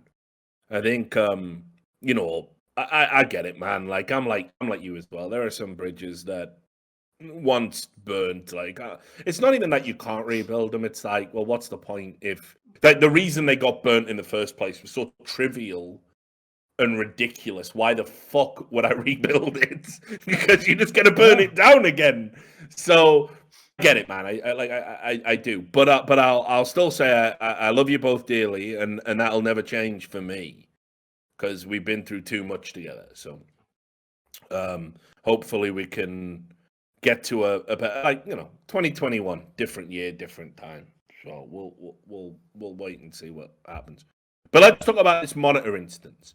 So, in fact, fuck it, it's your story, mate. I feel like I talked a lot this episode, so let's talk about the great monitor sponsorship swindle. Yes. Basically, I will say I was not involved with this. I am the creative director of Flashpoint. But you know what? I've realized the sort of bad faith actors who are famous people in esports who talk about me at Flashpoint, they know that, and that's why they do it. They do it specifically to try and trigger me, to try and inspire people to think that things are my responsibility that they aren't. And I would say, by the way, anyone doing that is a harm to the CSGO community. Because what I am doing at Flashpoint is almost unarguably putting my reputation on the line. In fact, here's why I did it, Richard, that a lot of people don't know. The reason I put my rep on the line is because I told them, and I said it publicly as well, as long as things are the way I want them to be and heading in the right direction, I will be involved. But the moment it isn't, because it's me who will take the hit, I will leave the organization. So, for example, you know how you never heard a fucking peep from DreamHack, Blast, ESL about what they would do with the MIBR situation? I privately to Flashpoint and publicly on my Twitter account said that if that happens in Flashpoint and they do not address it, I will leave Flashpoint. With my contract, just as they can, I can break it at any time with a short amount of notice and leave money on the table. And I don't give a fuck how much money it is. I will leave tomorrow if they do something like that. Because actually, those are the things that, in my opinion, when you're one of the rare people with your hands on the lever, you got to keep control of that. Because if you leave it to the cynical businessman, just like ESL and DreamHack, they'll just not do anything. If you leave it to Valve, maybe months from now, they'll do something when it doesn't matter and the games are already played and the damage is done. So if you're one of the people who can get ahead of that, I won't say you have a responsibility to, but I'd say it's almost the best thing you could do. So it's one of the things I do. So I'm going to now recount information, just like everyone else I'm getting from other people on this situation. So as far as I know, for Flashpoint 1, and remember, the Flashpoint structure means that in terms of revenue earned for the league, players get a larger percentage than they do in ESL Pro League. It is a fact. It cannot be denied. Yes. Or the only way people like ESL can deny it is to play mathematical sleight of hand and just trick you with terms you don't understand. So as a result, every sponsorship that comes to the league is a brilliant thing for the league because it's money in the pocket of the players. It's going to the players. And remember, the key thing is, unlike ESL Pro League, Flashpoint pays the revenue percentage direct, as far as I know. ESL takes the operating costs off the top and then sees if there's anything else. Kind of like Hollywood, where famously they never have any money left over off these movies that make $1 billion because it all goes into a marketing thing and a thing here, and everyone gets paid. And if your deal was you get points on the back, good job, dickhead, you get nothing. It's a famous scam they've pulled on a lot of really high-level people in Hollywood who didn't understand how this works. So basically what happened was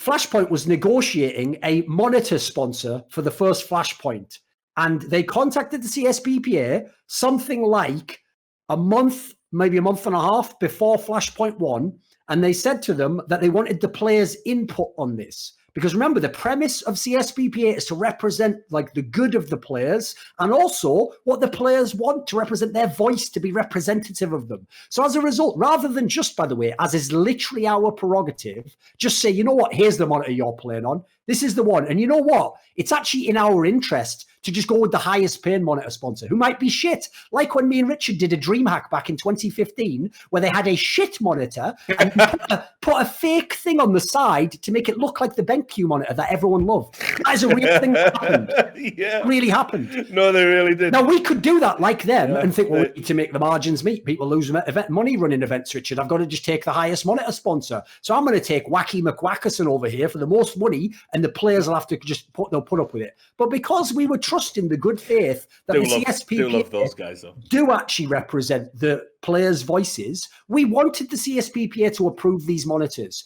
So basically, they contacted CSPPA to say, we want your input on this. Now then CSPPA were like, well, the players aren't familiar with that brand of monitor, so we'd like to test the monitor out. So we're like, okay, no problem. We'll send out the monitor, and then as a result, return it damage-free, so you're liable for any damage done to it, and no problem. You get to test it out. You see if you like it. If you don't like it, by the way, the implication is we're actually now even putting the sponsorship at risk. If you say no and it's shit, we probably have to can the whole thing, even though it's literally money for a league that currently makes nothing because it's just started, hasn't it? It's just hasn't even done its first Flashpoint tournament. So in that scenario, basically, they didn't do it. They never got back to the Flashpoint. The time just went through. We had to run Flashpoint 1, and we just never got the sponsorship. Now, you should see the responses from Flashpoint, from the CSPPA. Their logic was, well, that wasn't actually what we were contracted for, therefore, who gives a fuck? That was essentially the gist of it. Even though, as I say, they're not there just to make money to pay Mads Zoland. They're there to represent the voice of the players. So just as they said ESL's thing was a historic thing, well, was that in your contract with ESL to say that? I hope not. I hope it wasn't an endorsement they bought. Therefore, I assume you said that to represent the voice of the players, that they approved of what ESL did. So why couldn't you do it with this monitor? And then they started on Twitter trying to go this weird angle that was saying that the egregious part was that they would foot the bill for the monitor being damaged. Why would Flashpoint foot the bill for a monitor that they are not yet sponsored for, that is smashed up or damaged by a player testing it out without our supervision, and then sending it back busted up? Am I taking the crazy pills that's weird? Why are people acting like that's egregious? I don't get it. Well, no, but like the other thing as well is, right, like, so didn't they say in the statement responding to it that, like, it's not our responsibility to check if monitors are appropriate? Something like that. Or agreed upon by the player base. But in their document that is part of the agreement, it explicitly says. That was one of the main things players wanted, was to get certain technology, like specs right at events and standards. And stuff. It's got the measurements of desks.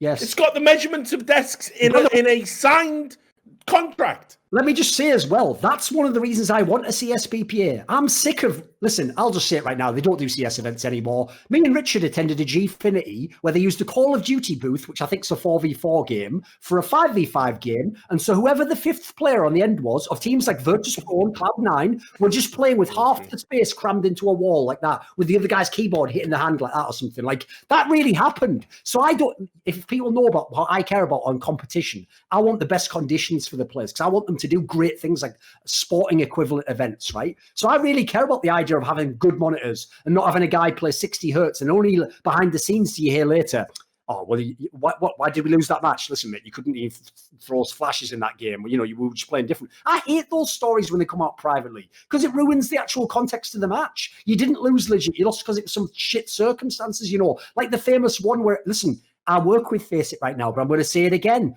At the Face It Major, you know, when everyone memed on MSL, like, oh, this little whining bitch is whining again because he went out in the minor, in the qualifier. Mate, the conditions were outrageous. They were having PCs that were going to like 60 FPS lagging through smokes, and then they were getting dicked by like fucking random teams from CIS going like, this is hilarious. Don't forget the sound bug as well, like. Yeah. That was so happening they're sitting there watching their major dreams go up in smoke. By the way, after they've just beaten all the teams that would be required to win a major like 2 weeks earlier, and they're seeing it go up in smoke, and then every fan pisses in their face because no one actually understands how bad the specs were for the PCs and how, by the way, unacceptable for a major that was. So as a result, I really care about this issue of having the actual specs be verified by the players. I want to know that Elige or Taco or Tarek, people I trust to know if the conditions are good, checked out the monitor, checked out the PC and could say, yeah, this is legit. We're willing to stake our reputations in playing on that piece of equipment. That's really important, I think. Yeah, well, definitely. But the key point is as well, right? So as I understand the dispute, you guys deferred to the CSPPA and said, listen, we want your player members to feel comfortable using this monitor. Can you test it out and give us your thoughts? They went, well, of course, yeah, it's in our contract to do it. Then didn't do it, and then turn around and go, well, what are you waiting on us for in the fucking first place? That's mental. And you lose. And to be clear, did Flashpoint lose the sponsorship over that? As far as I know, we never used those monitors. That's so. Can you break down think about that for a second? If we really didn't care about Flashpoint and we're just paying the CSPPA and we're just paying for their endorsement, as I implied earlier, in that scenario, even if we didn't get a response, we just say, well, we're still doing the deal no matter what, so we just won't have approved monitors. No, we just let the deal had to just die because we were trying to act in good faith. Yeah. So here's what I don't understand, right? So the chronology, as it looked to me, was I did the story of the leak. You guys were entering into an agreement. Then it all looked to be good. Then this sponsor thing occurred. And now I don't understand where the standing is. Because the worry for me, because CSPPA released like a very dry statement where basically, I'll summarize their entire statement, even though it was 2 pages long and was a point-by-point breakdown. Their statement was, we are not obliged to do these things for Flashpoint, which are things that are explicitly in the agreement that they should care about. They're right. It doesn't say they'll do it. It says that Flashpoint legally obliged was their point. So basically, if I said to you, like, Richard, I want to have some input in how this show goes in the future, right? Can you just like ask me before you do things, right? Imagine then I came out and I said, Richard, you didn't even listen or read that email I sent you, and I asked you if you could change some things, and you went, fuck you, I'm not legally obliged to do it. Where's your contract saying I have to do it? Would that be considered someone who's trying to be my partner and actually work with me on a project? Of course not. It's someone who's saying, unless the law, which, by the way, I'm not going to go completely like anarcho-syndicalist on you for a second here, but essentially what they're saying is, unless someone at the end of this equation will point a gun at me and tell me, get in a cage unless you do this, I won't do it. That doesn't sound like someone who wants to cooperate. That doesn't sound like someone who, by the way, puts the care of the players in the CSPPA first. Because if you want it first, you get the deal done. Yeah. So let's move. Well, actually, let me ask you. I'll tell you without pivot as well. Another thing, okay. It wasn't about monitors though. What was also in the letter was that we also asked them to approve the rules. We also wanted to work with them to design an actual new ranking system. Now, every idiot, again, all the clout chasers in the scene, Richard, those big accounts that love to just talk about Flashpoint like disingenuously, they said the reason we wanted a new ranking is because Thorin hates HLTV. I actually told Flashpoint I'd rather just use HLTVs because it's accepted by the community. But they told me, are you going to see a pattern emerging here? No, Thorin. We want players to have an input in how the ranking's designed so that they're comfortable with it. Some players don't like features of the HLTV ranking. So I said, all right, then get them to help say the kind of ranking they'd want. We'll design a nice creative solution that works with them. Again, CSPPA never got back to us in time on the rules. CSPPA still has not made the ranking with us. So what's the situation? I mean, I don't want you to talk out of school, but I think this is an important question. What's the situation with Flashpoint and the CSPPA now? I don't think anything's changed. As far as I can tell, the point of making that letter public was to tell them you are in legal breach of our contract and we will not pay you the money. But so is there a world now? I'll give you an example, right? Here's a good... I can say this in a vague way where you might know what I'm talking about, but fans won't, so it won't be a problem because it's not from anything they'll know about. Okay, so I'll give you an example of where this has happened recently elsewhere in esports, and everyone who understands the situation knows why this will never go to court. There was someone who was being represented by an agent in a negotiation in esports, right? And this agent sold them on like, listen, if you go with me instead of doing it yourself, I'm gonna put pressure on them. I'm gonna come in real hard. I'm gonna get you like 50% more, 30% more, 20% more. I'm gonna get tell me every perk you want. List off the perks you want. I'm gonna get you those. I'm gonna push you things. They're gonna rue the day they ever came with you, mate. And then went into the room, came back out almost like white sheeted. This is metaphorical. They weren't really in a room in this case. I'm just giving you the picture here. Yeah. When they came out of the room, white as a sheet, they went, right, good news, deal's done. Bad news, you've lost 30% of what you had last year. And then the person just said to them, essentially, you mean you fucked up the whole thing? And they went, no, I did my best. And so then later, the person who was negotiating this deal sent the person the invoice. Like, right, here's your invoice for all the work I did.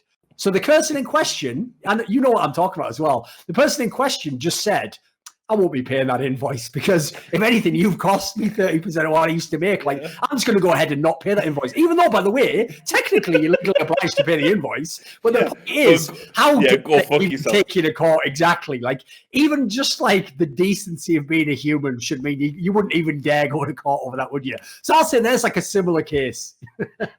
Yeah, for sure. There's some terrible agents out there. Right, look. So there's another part to all of this. Yes. Because I think one of the things that I'm worried about is that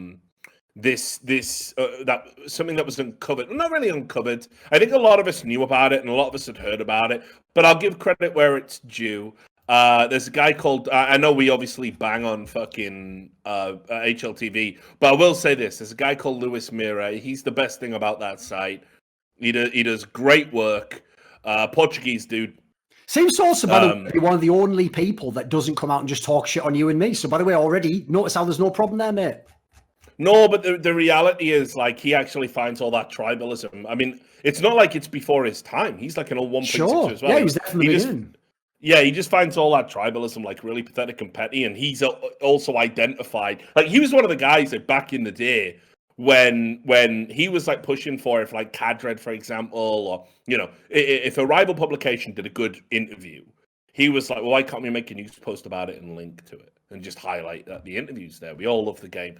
And there were people within HLTV that were like, well, no, why would we promote our rivals? He's always been a very sort of he loves the game. And the one thing he's done, and not a lot of people in esports do this as they get older and work a job, he's actually made radical improvements to his reporting. Like, he's actually a really good journalist now. I've got to do some stuff on the Esports Awards, but I've already said, like, he's got to be a nominee for Esports Journalist of the Year, in my opinion, based on the stories he's broke. And it's not just this one with the CSPPA. He's actually done really solid, like, what you would consider top-tier sports reporting, in the sense that, yeah, he might break a tiny facet of the story, but he gives you all the context, he gives you all the history, he lays it all out for you.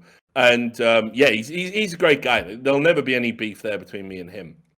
The story he put out was the headline, again, Sam, it's in the chat. I'll just post it down for you here, just so you got it fresh. It's called The CSPPA is acting as an agent, raising conflict of interest concerns. And basically what happened with HLTV was they discovered that there is an element within the union or the association that basically will negotiate on your behalf as if it was like your talent or player agent representative. And this is linked to something called the Danish Elite Athletes Association, which was the aspect we were talking about with Zipniks and the whole Danish stuff that came into the CSPPA.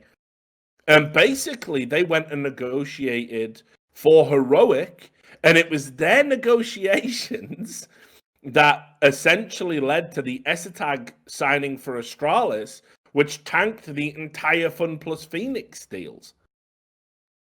So this is like this is insane. Now here's the thing, Richard. There's going to be a union. Yeah, let me just play it like layman for you, because I saw a lot of people saying, "But Richard, what do you mean? Like, they're young people. Like, maybe they just needed legal advice, and maybe, you know, isn't it reasonable that like people with more experience would guide them on the deal? Why is that wrong? Why would it be wrong for them to interfere in a deal where, again, I'll just even throw out a little hint for you again." Most of the board members are in the ESL Pro League, a rival league that's a direct competitor to Flashpoint. Why would it be inappropriate for them to be involved with essentially acting like the person's agent? Well, let's also look at, right. See, I don't give a fuck about that, right? Well, I do, but it's like on my list of fucks. It's way lower down. Here's what I give a fuck about. Think about all the things they are privy to as an association. Think. You know, they probably know who's making what and who's getting fucked over by what orgs and who's unsettled. And you run an agency because they're coming to you as a union, as a player member, and saying, "Hey, fix this." And they go, "Oh, yeah, we'll fix it. And they pick up the phone and they go, hello, agency. I've got a disgruntled player for you. Yep, they're undercutting him well below the market value. 100% wants to leave. He's not happy. Maybe you could go out and rustle a few bushes for him. Yeah, no problem." And people use phones like that, of course, these days. And so they go out and they do that. And they're using information that they're getting with one hand, one aspect, one facet of the conglomerate they're running. And then they're using it to, give that information, that competitor intelligence, it's called, to another aspect of the conglomerate they're running. Now, you might go, well, what does it matter? The player gets a better deal. Guess what, motherfuckers? The agent takes a cut. The agent takes a percentage. So you're now in a world where if you're a player union member, you go to the union and you go, "Guys, I'm fucking sick of this. Like, my team's treating me bad. We got our contracts coming up for negotiation. They're trying to underpay us and skank us this way, skank us that way." And then they go, yeah, no problem. They then tell the agent to go to another organization, maybe one that's desperate to get into Counterstrike. And they go, "Hey, we've got some players who we know are pissed off. Want to have talks with them?" I mean, this would be called tortious interference in a lot of American law. I don't know much about how it operates in Europe. And then they get them in a room and they get them sat down and the agent negotiates the move. They only know they can negotiate based on what the union told them. And then they take themselves a big fat 10 or 15% off the top. This is grotesquely unethical. This is another conflict of interest. This is probably one of the areas where it's like, yeah, I want players to have big deals and I want players to do well, but it cannot be at the expense of the bread and butter organizations that pay their salary. Not like that. Especially wrong. because, I'll throw this in there, one of the things that disturbs me the most is, it's bad enough most conflicts of interest in esports are ones where it's like, I want to win, but I, in theory, have to represent the side that I would win against. That's bad enough when it's in spirit or it's in the competitive match that you're going to win. It's even worse when you attach financial incentives. So, for example, this didn't happen theoretically, but let's hypothetically imagine that CSPPA didn't have its deal with Flashpoint done yet, and they were going to get paid a massive sum, 6 figures by Flashpoint, and they were saying to Flashpoint, they didn't do this, but it's hypothetical, they could just say to Flashpoint, be an awful shame if that $100,000 didn't come, and then that player decided not to join one of your teams. Wouldn't that be a shame? That is the world we're entering, guys. Yeah. And then I'll tell you right now, I knew that CSPPA was in deep shit when, you know, on most issues, when I've spoken out about ESL and the EPL deal, all the EPL owners and players and representatives all either stayed quiet or some even argued against me. Like some of the EG players came out and said, I disagree with that. I don't think it's the way, you know. Some of the players from Mouse Sports said it because Chris J's on the board, etc. This was very, very telling to me. Publicly and privately, people who are executives for ESL Pro League teams, a league that CSPPA called a historic agreement between them and approved many of the things they did, they came to me publicly and privately to say that they actually think that acting like an agent like this is totally inappropriate. So that has nothing to do with Flashpoint. Everyone is disturbed about what's going on right now with this. No, but like, there's so many other aspects to it, right? Forget the competitor intelligence. Forget essentially acting as a tortious interference network to get yourself 15% off the top or whatever the fuck you can negotiate for yourself. Doesn't it reframe the whole burnout thing in such a fucking sinister light? You go, how, Richard? Okay, let me lay it out for you. Maybe you can see the chessboard, but not all the pieces. Right. I'm a union. I'm about player welfare. Many notable players have been talking about burnout. Now, all of a sudden, they're going, I can't play. And the union intervenes to get them the best advice, to get them essentially relief from their contracts, get them a holiday, be it a doctor's note, be it whatever, right? Or early release. They handle all of that. But if this is happening as essentially a way to wait out contracts or get out of contracts early, they can now do that and push that narrative on behalf of other teams and other organizations that are fucking champing at the bit to get certain players. So who's to say, we've talked about how the communication runs one way, who's to say it doesn't run the other? Who's to say a team doesn't go to an agency and say, I really like player X. I think player X would be a really good fit for us, and I'd love to give him an above-market salary. And the fucking agent goes to the union, which, by the way, is one door over, sticks his head round the corner and goes, didn't he say he was feeling burnt out? And then they go, yeah, he's fucking sick as fuck. He's got 6 months left on his contract, though. Don't know what we're going to do about it. But burnout's a big issue. It's mental health. It's now recognized in most European places as actually being an occupational hazard. We can push this as the union. Well, if you can push this as a union for us, the agency run by the union, that would really help us out, and we can get that motherfucker 20 grand a month instead of the 10 he's on. Everyone wins. Oh, but did I mention we get our 15%? So the union goes out, makes a big deal about fucking burnout, essentially shames any organization that holds a player to their contract, right? Even if they're willing to give them time off. And now we see the early releases, this, that, and the other. Like, put it this way, it's going to be interesting to see how many of these burnout players stay and don't immediately join another team. And there's something I want to say. Travel around the world and everything else. I agree with people. To speculate as to whether the player is burned out, I actually consider inappropriate for journalists. I don't think personally, I don't think it's a human you should do it. If someone says, no, fair.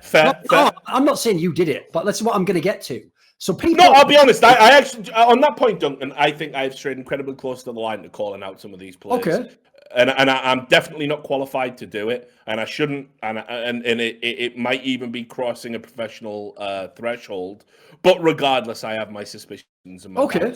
Oh no, listen, you can have suspicions, certainly. But what I'm going to say is this, because it's similar to the cheating angle. It's like you can't call people out without hard evidence in these cases because the reputation damage is immense. And in this case, it's just so horrible what the response is going to be. Like, imagine people telling you, you're not actually burned out, you bitch. You're just fucking trying to get more money. Exactly. And I don't want that. Yeah, I don't want that. But when people, Casper Fid, for example, tried to imply that that's what we were doing, saying that they're all lying. No. If you go back on the episodes, what we said is, most pro players are burned out. Most pro players are on the brink of burnout. The circuit is way too overpopulated. Yep. And I totally understand. This is literally, by the way, the main reason I've even been fighting for the Astralis players, that they are burned to a fucking crisp. But then all these financial deals in the meantime have put them even more on the millstone. So I've wanted these players to get a break. But our point was this, that since it is something that you cannot argue against, it's like if someone said, oh, I'm having a mental breakdown, which essentially you are saying that, by the way, in a sort of way. If someone says that, you have to just take them at their face value. You can't go, well, I'm inside your brain and you're not. And obviously you can't, because it's just a terrible thing to do. So as a result, it's the perfect way to also get other issues addressed, as you're saying here. So what happened was we speculated, and by the way, we weren't speculating. I knew in some of these cases. That's why I said it. And yet again, to be the fucking Cassandras of esports, no one's crediting us for this, Richard. No one's saying that we were right. As usual, we're lucky. And what happens every time, right, is we're scum who make up lies, and we just get lucky that exactly the lies are what's happening. And that's just luck on our part. So what happens is Kirby had to step down from North. A lot of people missed this story. They only saw the Astralis players. Kirby stepped down from North due to being burned out. By the way, think about how many tournaments, how many online qualifiers he's played, and he hasn't even had the success, and he's had all this abuse from people laughing in his face about Astralis. I could totally understand why that guy's on the brink of going, listen, I might just quit Counterstrike if this keeps going on. So I agree, he should take a break. But then when you give him the break, right, part of the reason I'm giving him the break if I'm the team is I want him to come back fresh to play for North at the major if we make it there. No. When he comes back, he doesn't come back, he's just released. Well, wait a minute, that's an awful coincidence, isn't it? So basically, remember, here's the premise. We have to accept if that wasn't all, if it was just about burnout, in the meantime, he's just decided and agreed with them, I'm not coming back to actually play for North the team. Now, which is more likely? I'll put it to the jury of the fans on this one. Was it more likely that that just mysteriously happened afterwards, after we'd speculated that this would happen, not with Astralis players, but with some of them, and maybe one Astralis player? I have my suspicions also. Or was it that this was always something that was a very, by the way, pressing precedent that you could use in order to get that break to then ride out your contract without having to play out a team that you don't want to play for anymore, and you're already burned out anyway, so why not just take the break now while we're all locked down and there's no major? I would just say again, how many coincidences do you guys need to all intersect at once before you start to wonder, this almost seems like some coordinated action? Yeah. No, well, listen, look, when it comes to esports, essentially, I've said it many times. What is it they say? Politics is show business for ugly people. Well, esports is politics for stupid people. They're not fucking smart enough to hide all the fucking maneuverings to somebody like me. I've been in the game too long. I know what you're all fucking doing. I know your games. I know. Literally, a part of it's because I'm autistic, by the way. If people haven't noticed, one of the ways I learned to operate in the world is because I had to be painfully aware of my own shortcomings. I had to constantly verbally communicate to people how I operate so that they can adjust to me in certain circumstances and we can work together. So one of the things I do, even to my fucking enemies like Lena and Reginald and TSM and Riot Games and Blizzard Games and ESL and fucking Nicola Nyholm and Casper Fid and Astralis, is while I'm wrecking them, doing what you're talking about, where because their lies are meant to be shotgun approaches to stupid people that are believed, it actually tells me in the way that you lie, look at my left hand, don't look at my right hand, look at the bird, look at the pretty bird. Exactly, so I just look at the right hand the whole time and see you pulling the other thing out of there, I see you pulling the gold coin out there, and I go, I can see it. Now, the problem is, they actually, if they were smart, would realize no one believes him when he says he can see what's going on the right hand because they're looking at the left hand. But here's the stupid thing. As I'm telling them this, I tell them that I'm doing that. I tell them, you know that the way you lie like this is allowing me to see that it's obviously not the case. And even sometimes when I haven't investigated it, I know where to look now. I know it's very likely that you're screwing someone over in that way. Even when I tell them they don't do anything different. That's the craziest thing, but they're right. It's because for most people, you already see it with the Astralis fans. Remember, in this scenario, I implied it earlier, I have given up a 5-figure sum on my earnings this year to be allowed to tweet about this Astralis issue. And I've done that. And what's happened? An Astralis player has intimated I'm a liar in public and all of its nonsense. All of the Astralis fans overwhelmingly have told me I'm a liar and a piece of shit and should never be allowed in esports. These are exactly the people I was protecting and protecting someone on behalf of. And that's what it's done. So actually, you know what? As I've said to you on the last episode, Richard, we can't stop these bastards getting away with it. All we can do is make sure that the people who can hear and have the eyes to see know what they're getting away with. That's all we do. Yeah, it's it's accountability, basically. Yeah, it's what I've got used to. You know what I mean? It's like you remember the last episode of True Detective? Yes. You know, True Detective season 1, probably one of the best TV series of all time. You know, you've got The Wire, Sopranos. They're interchangeable at number 1. Then probably season. Yeah, season 1 of True Detective. Yeah, and then it's around it. Well, just say, if no one's watched it, but you've been following recent events, let's say the last couple of years since a certain election. Yeah, you want to go watch it. That might open your fucking eyes, because you know what? Here's the joke, Richard. That show undershot the fucking scale. That's the crazy. No, but that's what it does. And what I love about the last episode is it builds you up into thinking that these two detectives, and the story runs over a span of decades. It's it's about people growing old and having this unfinished business. And basically, it does feel over by the way, like some sort of cop version of our fucking careers at this point. No, it is. No. I identify with this series like you wouldn't believe. It's basically about two people as well that like lose everything they hold dear and what they thought were core values of themselves to give over to this quest to get the bad guy. And the bad guys. And what this one case essentially leads to is this understanding that there is this huge sprawl. So you build up into this last episode and you think, well, they're going to blow the whole case. Nah, they get one guy. And they even acknowledge, and it nearly kills both of them, and they even acknowledge while they're sat in the car park of the hospital after being mortally wounded and recovering that, we didn't get them all, and they have to console themselves. They effectively can't. Yeah, we got our guy. And, that's kind of how I feel about esports, essentially. That it's like, dude, you can't be everywhere at once. That there is this, like, unbelievable sea of corruption and greed and manipulation and degradation. And very often it's the young adults who are players that are the blood in the machine that operates like oil. It's at their expense.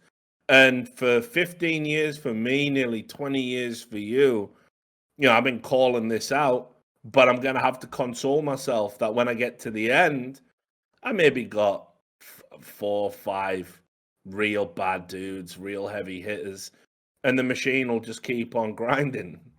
I'll just say this. Think about this. This is a great way to add to the story. So in a similar sense, maybe me and Richard, in terms of reputation, take down a couple of big names. We get them, at least what they've done is known or vaguely understood by the general public. Like, you know what? One of our few successes recently, I would say, is that so many people on Reddit understand Nicola Nyholm is a fucking liar. Like, they actually understand that premise. That alone is a fucking insane win if you knew where we came from with the Astralis story when no one knew his name, when they thought it was a player-owned dog. That's a mad win. It hasn't stopped him doing all the shit he's done. He'd probably leave esports with fucking $100 million if he does the right deals right now, and we'll never be able to stop him being in a fucking mansion. But I tell you what, here's the key thing. Everyone knows he's a cunt. Exactly, yeah. Everyone will know, there goes the wank. I know you got your 100 million, Nikolai. That's what they'll be able to say, right? Yeah. Even a little kid on the street, which, by the way, is a mad win for culture. But I'll say this. For every one Nicola and I, we out. For every occasional case where Richard's been able to do things like actually potentially really take down a bad guy, actually really nail a guy in a way that actually means something. For every case like that, there's cases where, again, I'm going to have to vaguely allude to this, that you've heard over the last month and a half, let's say, of really bad guys basically using and abusing people in this community, where we've had a sense that they're into these things, that they're the people who would do that, but we haven't had the evidence to nail them. We haven't had the people to come forward to do anything about it. And so we know we'll never get those people. Unfortunately, we can't. In fact, that's why I agree with your article. When people are coming forwards with some of these claims, some of the ones that are not only verifiable, they have multiple witnesses, I think it's important that they do it publicly because they'll never get their justice otherwise. So in that particular case, I'm on their side because I know that, I mean, we've tried it before. You can't nail some of these bastards. But that's the point. Yeah. The actual sprawl of corruption, you can't do anything. The best you can do is beat a little bit in front of you back and just try and create a pocket for some of your people, basically. I'll always say this, though. They all know they're on a fucking list. I'll get them if I can. I've said it a million times. Like, I said it to their face sometimes when you're having lunch with these fucks. You know, I've sat across some tables. Again, because it's just my problem that I have to sort of tell. Like, my thing is, I'm like radical honesty, so I have to tell people basically when I'm going to get them as well, right? I don't do like the Sun Tzu thing of like exactly smart and go. I wish I tell them. I'm like Columbo. Yeah, I've read all the books, but I wish I could be that suave character that would just and get them. But I even tell them straight up. I've said to some of the people in esports who are big businessmen, you know, when you ruined that deal for me with that org, you are the dumbest motherfucker of all time. Every one of those events I'm busy doing, stressed out my mind, working all hours a day, this is back when we used to do 14 hours a day, is a day I'm not hunting your ass down, is a day I'm not able to publish stories. I said, you think that you're going to get a petty win on me by taking 10K out of my pocket. You're just going to motivate me twice as much and give me a couple of weekends free to get your ass, you idiot. I said, even think of your own self-interest. I've had similar conversations. I remember, and again, I won't name names. There was some cunt I wrecked with a story, and it was a righteous bust, man. Like, guy did it. He had to get got. Needed to get the fuck out of our industry, to quote Scott. But I bumped into him years later, and you know, he was just he literally was like, he'd just come back. And I remember getting a bit, and I was like, and he said to me, he said, "Yeah, you fucked me up, man. You fucked my whole life up." I went, "Yeah, but like you were fucking up everyone else's lives, you silly cunt." And I just said to him, I said, like, listen, what you do now, that's you. But you fucked up because you were always like, he was always waving a rag at me, like, "Oh, Richard Lewis is full of shit." Like, don't make it personal. Is all I'm saying with me. That's the last thing you want to do. Sleep, don't need it. Comforts, don't need it. Money, don't need it. What I do need is to make sure you get got. So think about that. Think about a guy that's gonna exactly. think about if you want me staying up for 20 hours, hiring private detectives, going through all your records, interviewing like ex-wives, like whatever the fuck it takes. Do you want that, or do you want to just do that? So this is why they don't get it as well, Richie, because they're all people who came into esports too late. So they think naively that we're all, that they really believe, like the joke I make about Skrilla, that I'm just all about like the greenbacks or whatever, the fucking Benjamins or whatever. Like, they don't get, mate, I voluntarily was doing 100-hour weeks for 10,000 euros a month. And then my boss would just take 100 euros off for every shitty little video he wanted doing that I didn't do. And just every month steal hundreds of euros from me. And I would still, at the end of it, go to my family and friends. It's a fucking brilliant job, isn't it? Like, you don't understand who you're dealing with here. Like, I don't care if I lose 50K, mate. First of all, I'm not going to go back down to the 10K again. I'm still doing more than well enough for what a joke job this is. Like, I'm working around video games. So to me, all you've taken away is like, instead of getting like the nice side, or I might just go to the medium brand side, or like, I'll give that up to see you fucking wrecked, mate. It's worth it for me. See, I'm worse than that. My best mate growing up was a fella called Michael, and he came to a school. He got moved because his dad was a lunatic. He got put into like foster care. I remember first time I saw him. This is when I knew we were going to be mates. Okay. All the other kids hated him. This isn't the guy who kept saying that I broke his fucking No. He was he was a big fat homosexual dude. Yeah, he was a big fat homosexual dude I worked with in Newcastle. Lines of all time, I have to say. Yeah, mate, everyone loves. He was a legend, mate. Every story, I swear down. What did you do on the weekend? Well, you never fucking guess what happened to me, like. I think I might guess. But anyway, That's my boy Michael, and yeah, his dad was a fucking psycho, and this is when I knew we were going to be mates. Because he was the new guy, all the kids were bullying him anyway. But he was like really emaciated. He looked like a fucking greyhound. You know, he was skinny as fuck because he'd never been fed properly in his life. And that's what happens when you go into foster care, by the way. And when we were doing PE, obviously you get changed in the showers and that, and he had these huge fucking scars on his back. And what had happened was, the reason he got put in the care was when he was like about 6 or 8 or something, his dad attacked him with an axe, chopped him up to bits. And that's how he ended up in the system, you know. And so I was like, this dude needs a friend like, you know, no one else. So we would live, you know, I got him to sleep on I convinced my mum to let him sleep on our floor and hang out with us and all that. And we were living together, and I got kicked out at 16, so we were roughing it. And we got put into like sheltered accommodation, all that stuff. And he went one way. He went into drugs. I went into education, but we kept in touch. But he got pinched, and after he went in the system, we sort of lost touch. I went to uni, he went to jail, and I got back, and we reconnected very briefly. He was homeless. And he was 7 ways of fucked up, you know. Like his life had just completely like, we could have been the same guy. It sounds like that Chelsea Clinton video where she was just going like, and you became a drug dealer, but I was at Harvard or whatever. You know, that mad one where she was showing the contrast. Yeah. So anyway, when I got back from uni, I thought, fuck it, I'll look up Michael. Like, we haven't talked in, 5 years or whatever it's been. And he didn't have a Facebook page. He didn't have nothing like that. I thought, fuck, is he still on the streets? So I went out, looked at all the homeless places he used to sleep in Middlesbrough. No one knew him. No one had heard of him. So I went and fucking was Googling his name. Anyway, he killed him. He drank himself to death. He killed himself. He got in a house. He finally got off the streets. And we always used to write together. We all wanted to be writers. And he basically, he just kept drinking and drinking and drinking, like vodka until he died. And they found him dead and emaciated and starving at about 27 or 28 in his house, surrounded by the poems that he'd wrote. Now, keep in mind, my mindset is, that could have been me. What the fuck is anyone in esports going to take from me? I grew up watching my best friend live on the streets. I always expected I'd be in jail or I'd live in the streets. These comforts, even in this empty house, sleeping on an airbed right now, is like, this is fucking heaven. I wake up every day. I can't believe it. I don't have to go to work. I got money in the bank. I got food in the cupboards. People don't understand. No, we're winning, mate.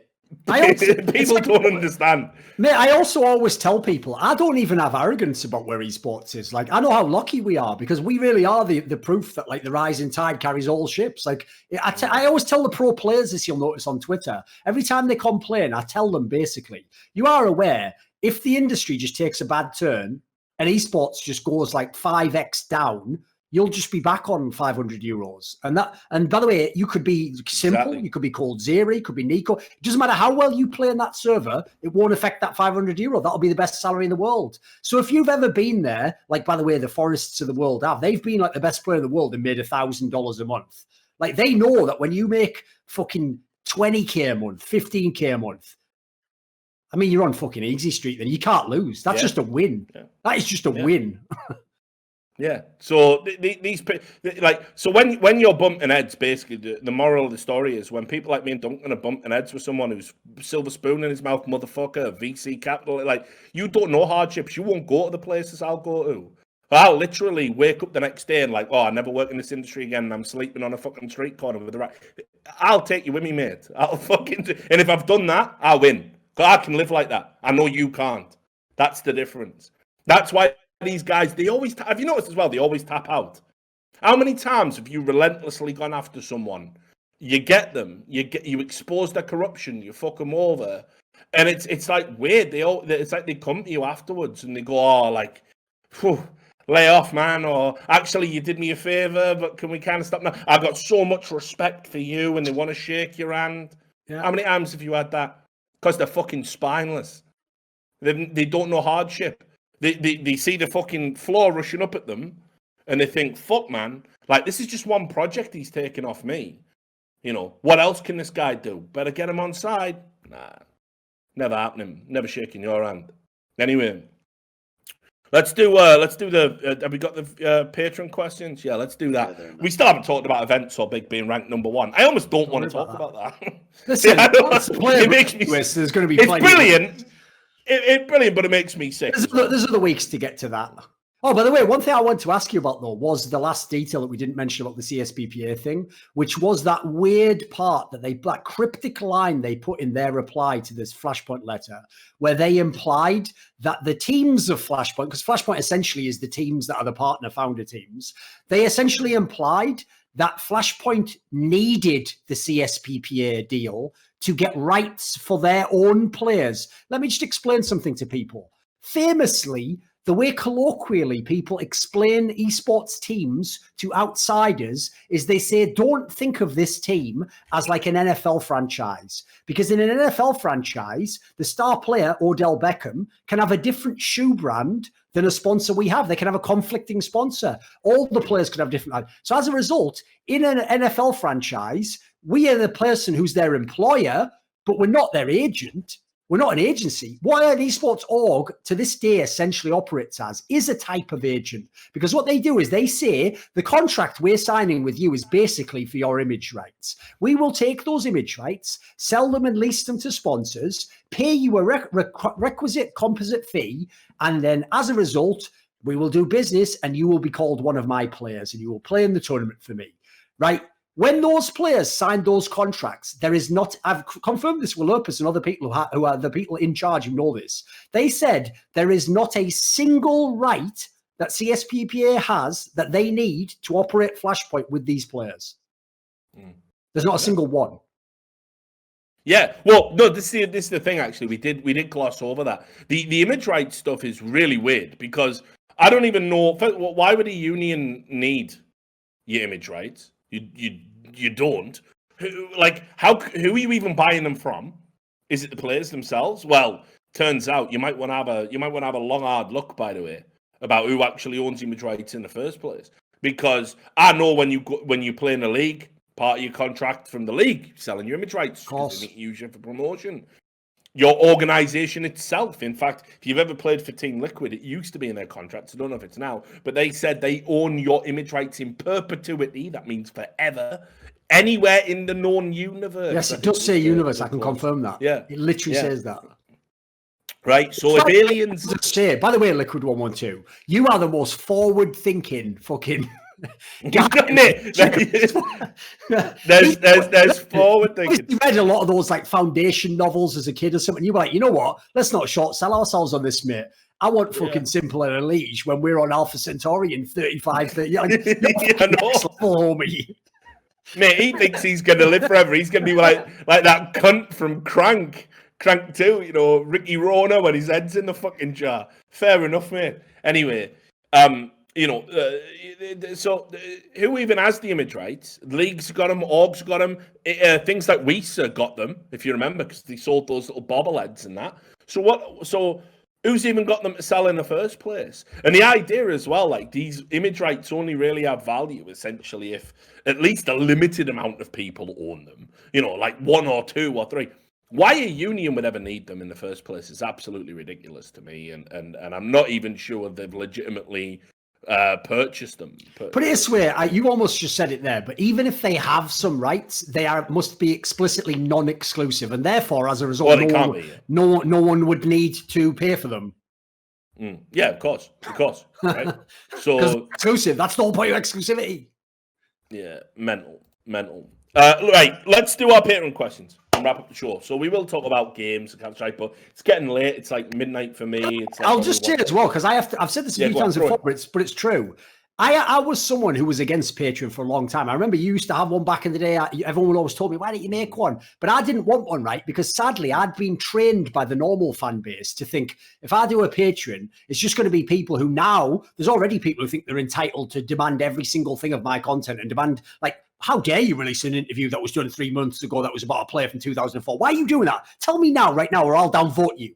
And already the entitlement was so bad from the general public who are paying me nothing that I thought, fuck, if I let people pay me $50, they're just going to be up my ass all the time. It's going to ruin the enjoyment of esports.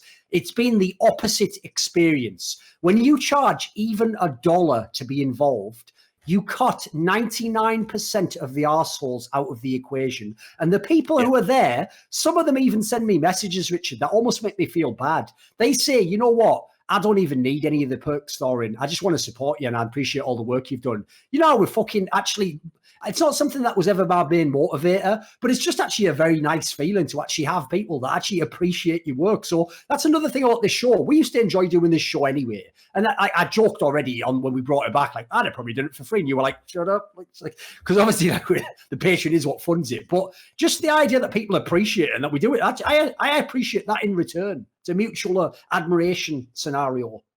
No, it's good, and I've said as well. Like, if I ever do go freelance, I got job offers on the table now, and I'm pretty close to signing for someone. But you know, if I wouldn't need to open a Patreon, but I probably would for that reason. It'd be nice to do something unique and special for the people who are going to be there anyway, right? Like a lot of the people that are patrons of the show are the people you see gifting subs in the channel, which, by the way, gifting a sub is better than you taking a sub for yourself, because you might convince that person to stick around and you're already here. So it's a great generous act, right? So I've thought about it, but I don't have one now because equally, especially now during COVID, I don't need the money.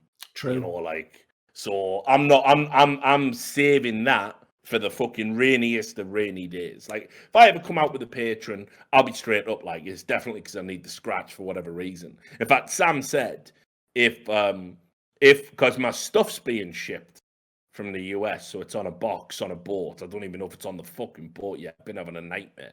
But it's all of my stuff. It's my life stuff. Every book, you know, I bought in my collection, like all my decks, my DJ and shit.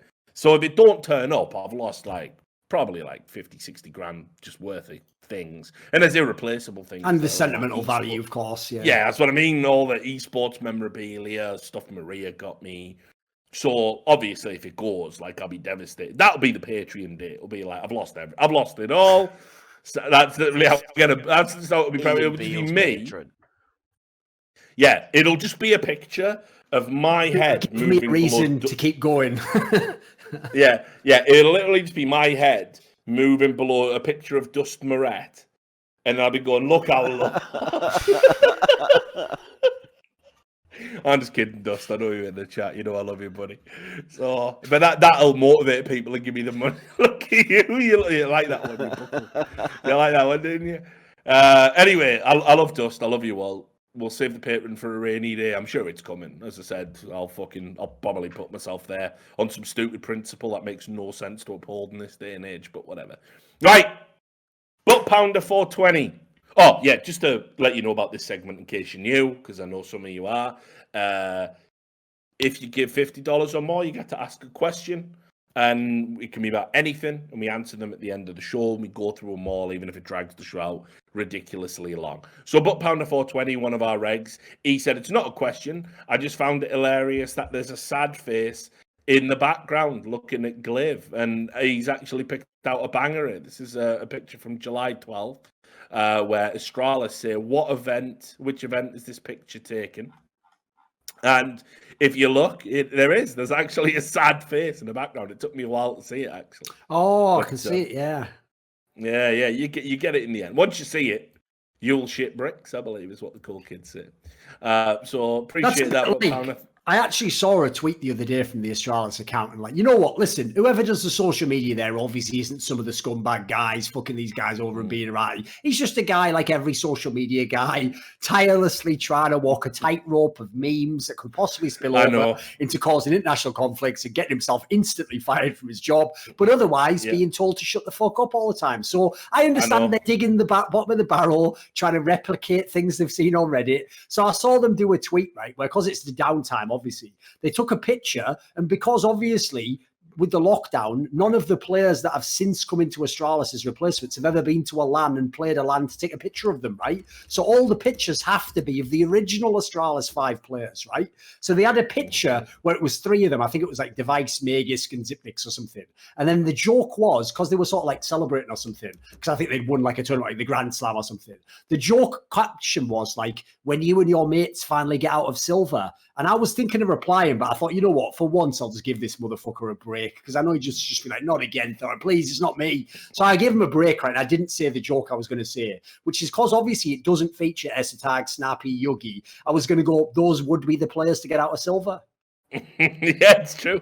Good. It was well. Meme, yeah.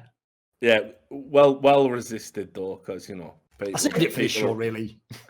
Yeah. Right, Jyse. Would you fight a flock of seagulls or a pack of rats? Let's say approximately 50 per pack or flock. Both of these are the aggressive type that will fight back. I'll probably fight the gulls. Because I think with rats, it's not what they're going to do to me in the here and now. It's getting like the plague. It's getting the plague, getting disease, getting rabies. Like, see, I've never heard of a seagull giving another motherfucker rabies. See, I'd go the other way on that one, but I was thinking from the fighting angle, which is, this is why, right? When the rats are coming at you, that's a ground-based attack. You can stamp them, you can kick them, you can fucking do what you want, right? But when the seagulls come in, he can keep coming, he can swoop in and attack and then fly off again. And he can shit on you while he's over you. That's just insult to injury. And yeah, true. You know, he's going to actually be able to take. Here's the thing as well. A rat is living in the sewer, eating anything it can get its hands on. It's basically like usually going to be in pretty good shape. If you ever see him, they're fucking hench. A seagull that's not come from the northeast. They're fat as fuck. They've almost got gout from all the chips. Their belly could take a shot. They're like fucking Butterbean or something. They could just take a body blow. I'll punch a motherfucker. That seagull... It'll just come back in again. I hit that rat. I'm sticking it right in the muscle, sinew. I'm doing damage with these body shots. Yeah, that's true. I mean, like, those gout-riddled seagulls are a problem, mate. They are big. What about you, Sam? Oh, no, in the northeast, right? If people think it's bad feeding like bread to birds, in the northeast, the seagulls are about 3 times larger because they're just eating chips off the floor all day long. And they're not supposed to be able to get like fucking carbs in nature. They're just cramming that shit straight down. They need to go on the Atkins diet. Carbs soaked in fucking like trans fats as well. Like, just look, someone's thrown away. Yeah, someone's thrown away a battered sausage. Gah! Like straight in there, like just fucking living the obese dream. Living the obese dream. Like, so, yeah, northeast seagulls are fucking mental. Like, what about you, Sam? Rats or gulls? If they're disease free, definitely rats, mate. Seagulls is the harder boss fight. Like 50. Yeah, I know it's the harder boss fight, but like at the end of the day, I wake up, you know, I got an eye missing. Yeah, true. I got all my head all pecked. But I don't have rabies. Like, you don't go watch. There's a video on YouTube of a cunt dying of rabies. Can I have a doctor on standby, like with every vaccine possible cure I might need if I get rabies or? Nah, if you got rabies, you got rabies. No one survives. Sure, you could. I'm not joking, Sam. There's supposed to be, I think, one person. It was just like some girl in France or something. There's one person ever in history who actually like survived rabies, basically. Fucking hell. Yeah. They don't even know how. But if you get rabies, you just die. I watched this video because I wanted to see how bad like rabies was one time. It might still be on YouTube. But it's some cunt in bed. I think some Indian fella got it off a bat or something. And what it does is it gives you like hydrophobia. I know bats, right? Why does it have to be a bat? I know. Yeah, let me tell you, we've been talking about seagulls all this time. Fucking bats we're coming for bats. Exactly. Listen, Hogan. I mean bats. We're coming for you. Anyway. So, right, he's been bit by a bat, and it gives you hydrophobia.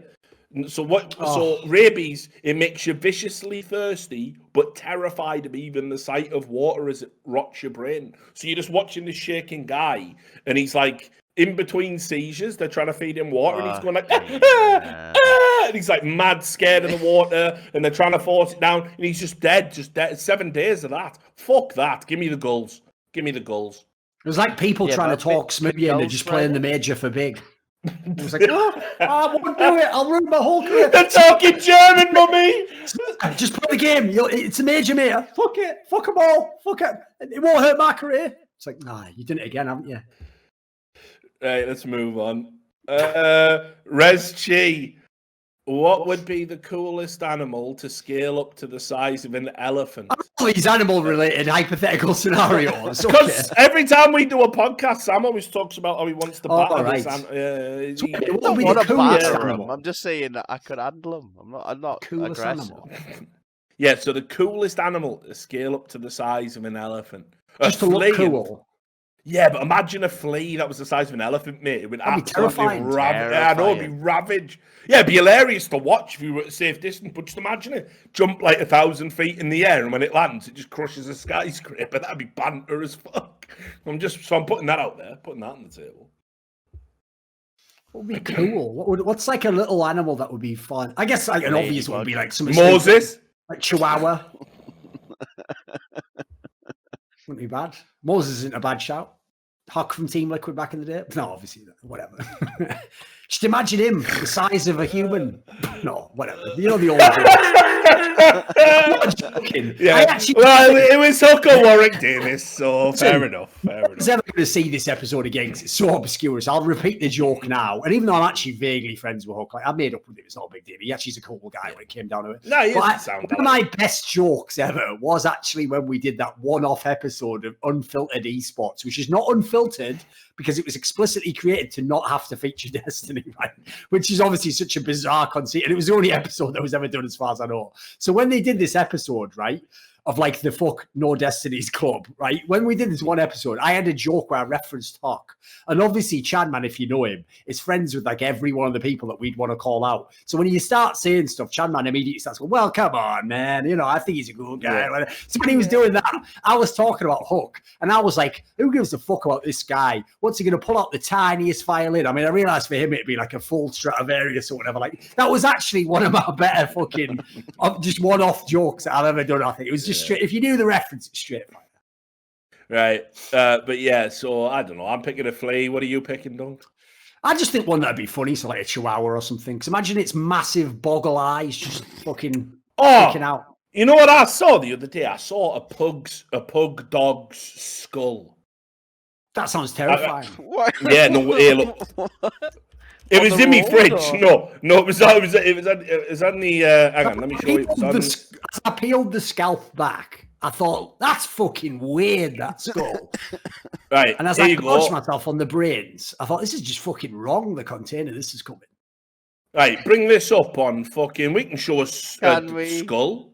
As long as I don't know. Yeah, that's fine. That's historical. Yeah. Oh, the eyes are killing me, mate. Yeah, look at it, mate. That's disturbing. We fucking wrecked them, didn't we? Oh, because don't forget, by the way, I just want everyone to be aware, we made all these breeds of dog. It's like when I found out years ago that those little dash hunt dogs, everyone's like, haha, look, its little back is a long sausage, mummy, ha ha ha. That's literally giving them like a third of them just instantly get back problems and are all fucked and can't walk. That's like if we just like bred humans so that half of them were crippled for no reason. Like that's evil. Just because it looks funny. Yeah, I know. Yeah. So I almost feel that like maybe a pug would deserve it over. I mean, chihuahuas are fucked as well. But I saw that the other day and I was like, fucking hell. Here's the thing. If there is an afterlife, there's not. But if there is, there isn't. But if there is, there isn't. But if there is, I'm stuck in the infinite loop. But whatever. There isn't. But if there was, all humans would have to atone for this. Not one of us is getting to heaven because of pugs. Look at the fucking state of that. It also, by the way, if you imagine Anders' head, old Anders when he was big. I don't know about you. I can project Anders' head onto that. That's all I'm saying. Maybe I'm Wait a second. I've just realised. I'll tell you what I want to see. I want to see Anders scaled up to the size of an elephant. Oh, wait. 2015. Yeah. The joke's right. The jokes. The jokes themselves. The old absolute cunt. Whatever. We're absolute cunt. We're going to hell. Who gives a fuck? Right. Next one. With the Premier League. Okay. With the Premier League becoming the proxy war for the Middle East, Newcastle, Wahhabbiist FC.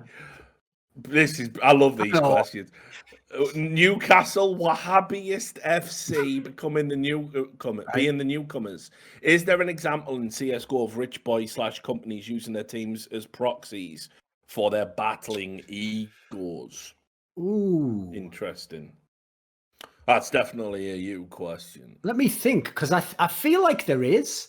Like, I mean, listen, without hating on them, I'll just say, if you look at the way that some of the owners treat themselves, people like Marty from Splice, they were just acting like they were the millionaire. They acted like they were the investors in the team, like the way that they were talking about, like almost like they did it. So I'm not hating on the guy, but I'm just saying that was the vibe he gave off, wasn't it? So I don't know. Noah Winston was another one who did that. Yeah, these people basically they make it like the team is them.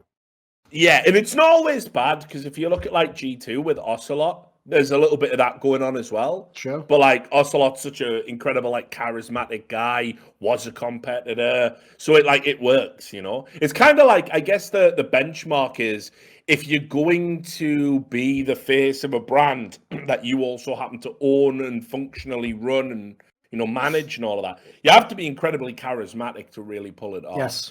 So Dave Portnoy is, I think, it's like a good example. You know, like classic, the Barstool guy. I just discovered that guy recently, but I follow him on Twitter now. His video, mate, I don't even give a fuck about the stock market. His videos are just funny as fuck. I listen to him talk stock market, for fuck's sake. Yeah, like Dave Portnoy's a great example. Like, he'll just wake up, he's already done like 10 miles in the gym or something, and he just goes down and he's going, right, we're doing a fucking pizza challenge today. He just walks into a pizza shop, gets a full pizza box, just stands on a street corner eating a pizza, going, yeah, this is okay. It's got that thing going on, it's got that base. I'm going to give this a 7.5. Yeah, hang on, let me try another slice. Like a fucking bird just swallowing it. I'll watch that cunt do anything. It's like, it works. And also he's got enough edge about him to be divisive, so he gets all the hate views as well. Ocelot understands that. So it's like, you know, you can't be like a nice guy, Marty, you know. So, hey everyone, just tuning in today for Splice. I've just had my big glass of soy milk, and it's like, oh god, like, and I've made up with Marty, remember, I've made up with Laser Lip, so. I mean, you did brutalize him on that one podcast that was about Call of Duty or whatever, but you know, yeah, but like, that's how we made friends. All right, fair enough. Yeah, sometimes you have to, you know, it's like prison, innit? I shank you once, but then afterwards, I'm glad it was fucking shanking that you were coming down to. I was going, where's this fucking going? Well, it's not all about that. Your pocket or anything. He goes, Rich, I'll do whatever you say now, Rich. Just keep the bad boys away from me.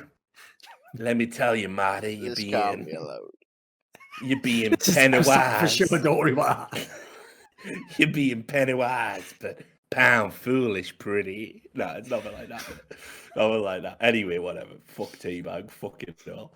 Right, let's next question. Did we even answer the question? Listen, listen. I'm TSM CLG and its height. I just want to quickly say something quickly, right? Just I want to check it with you on it, right? Spoiler: if you haven't seen, I think it was season 2 of Prison Break. Don't listen to this part. At that point, I mean, it was fucking years ago. Rich says you don't care about, but I'll be fair and give you the spoiler. Didn't you find it so underwhelming the way they took that character? By the way, the best part about that show, because that actor was killing that role. Oh, crushing it, mate. They just absolutely threw that character away in the most meaningless death ever. Just because they were trying to do like a Game of Thrones, like shock death, like you won't believe we've just killed him. You just ruined the show when you killed that guy. That was so bad. Mate, it's one of the most overrated TV shows of all time. Like season 1, I can fuck with that. Yeah, I can fuck with that. But their fundamental problem was they didn't realize that, like, you really had prisons. That's what I couldn't understand. I know. But then they're like trying to make it out, going, "You've been genetically bred to break out of prisons over and over again." It's so come on, like, what are we doing with this? If I actually get out of an actual prison where I've crawled out and people have died and all that shit, I'm going to be on an island after that. I'm not breaking into prisons to break out. I know. That is the stupidest conceit I've ever heard of in my life. No, but like, what was the other bit as well? Wasn't it that dumb? If the Incredible Hulk actually did cure himself of the Hulk disease, but then he saw a guy with like getting attacked and he goes, well, better expose myself to gamma rays again. Like, what would the point be? The whole premise of the show was a man's quest to undo what had been done to him. Not just to go, maybe I'm just the guy who has to be affected by gamma rays. Like, that's just a stupid premise, isn't it? Was that fucking the Game of Thrones guys writing that show or something? Probably. But like, what was the bit as well? Didn't what was her name? Dr. Tancredi or whatever? Didn't she come back from the fucking dead? I think so, yes. She was killed Oh, in I second season as well. can't. I can't. Like, I just can't do it, mate. That's it. By the time they made it to that South American prison, Soma, or whatever the fuck it was called, that were crap. That TV show was absolute garbage. But yeah, you're right. No teabag, no party, mate. You know what I mean? Right. Anyway, house rules. You know the rules.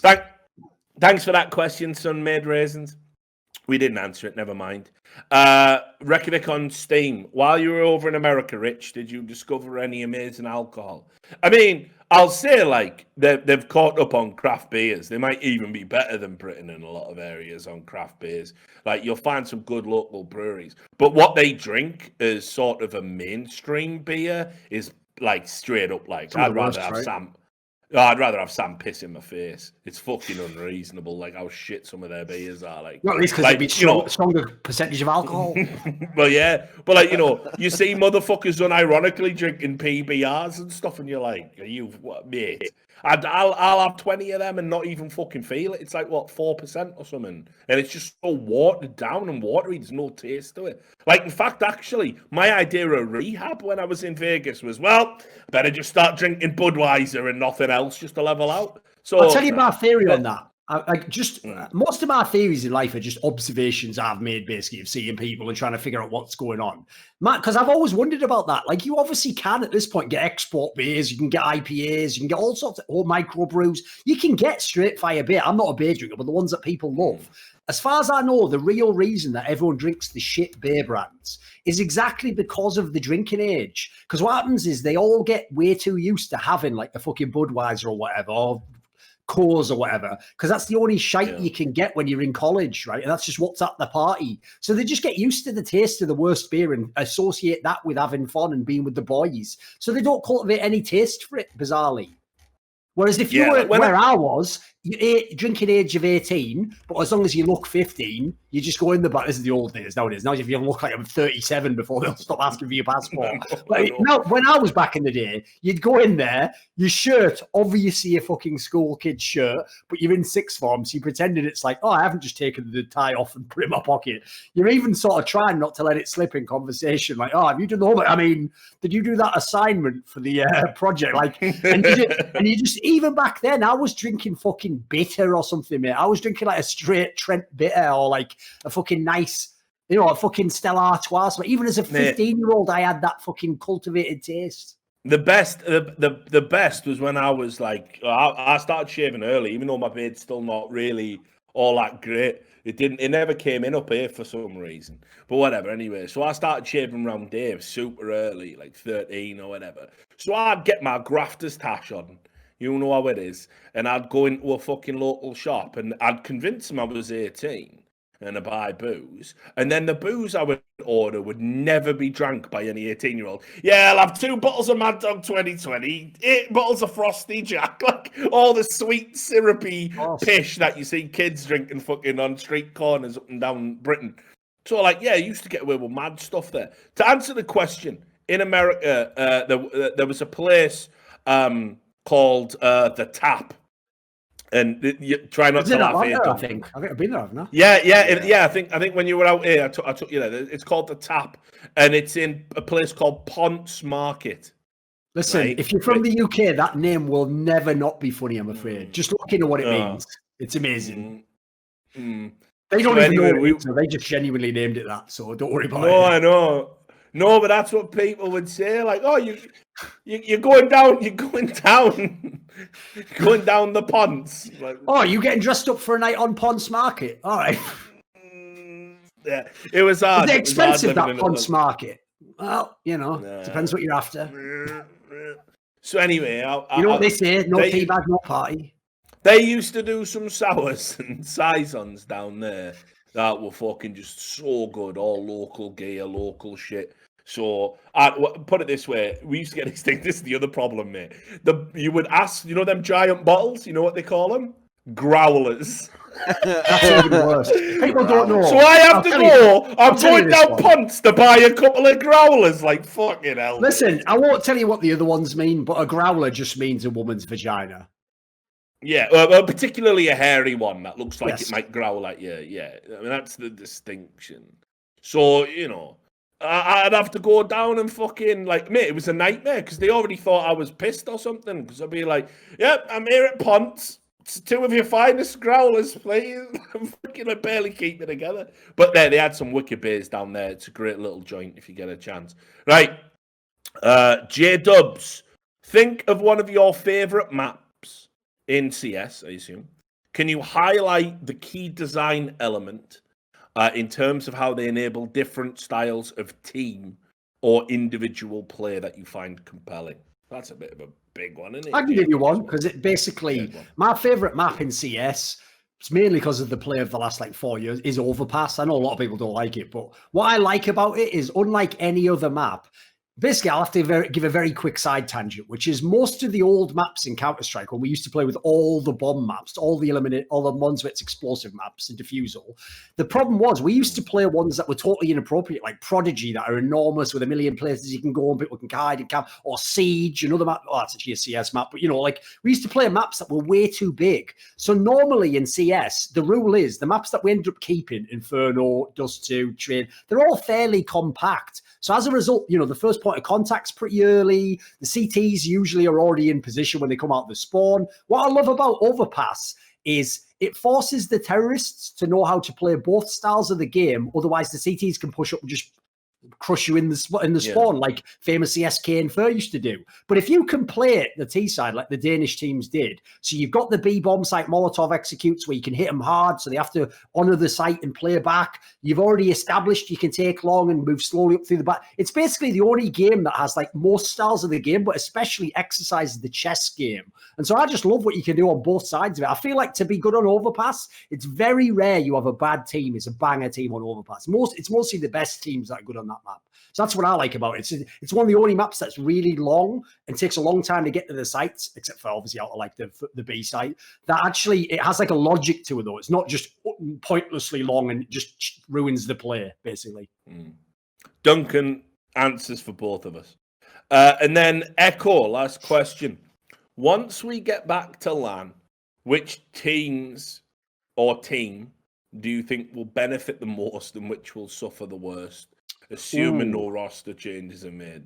Ooh. So I'll just say this: Mouse Sports have just got to come back in the equation. I think news-wise, they announced that they've just brought in another analyst, which gets me a little bit worried because if you've been around Karrigan teams before and you know the life cycle of a Karrigan team, typically how it works is this: Karrigan comes in, they immediately hit the ground running.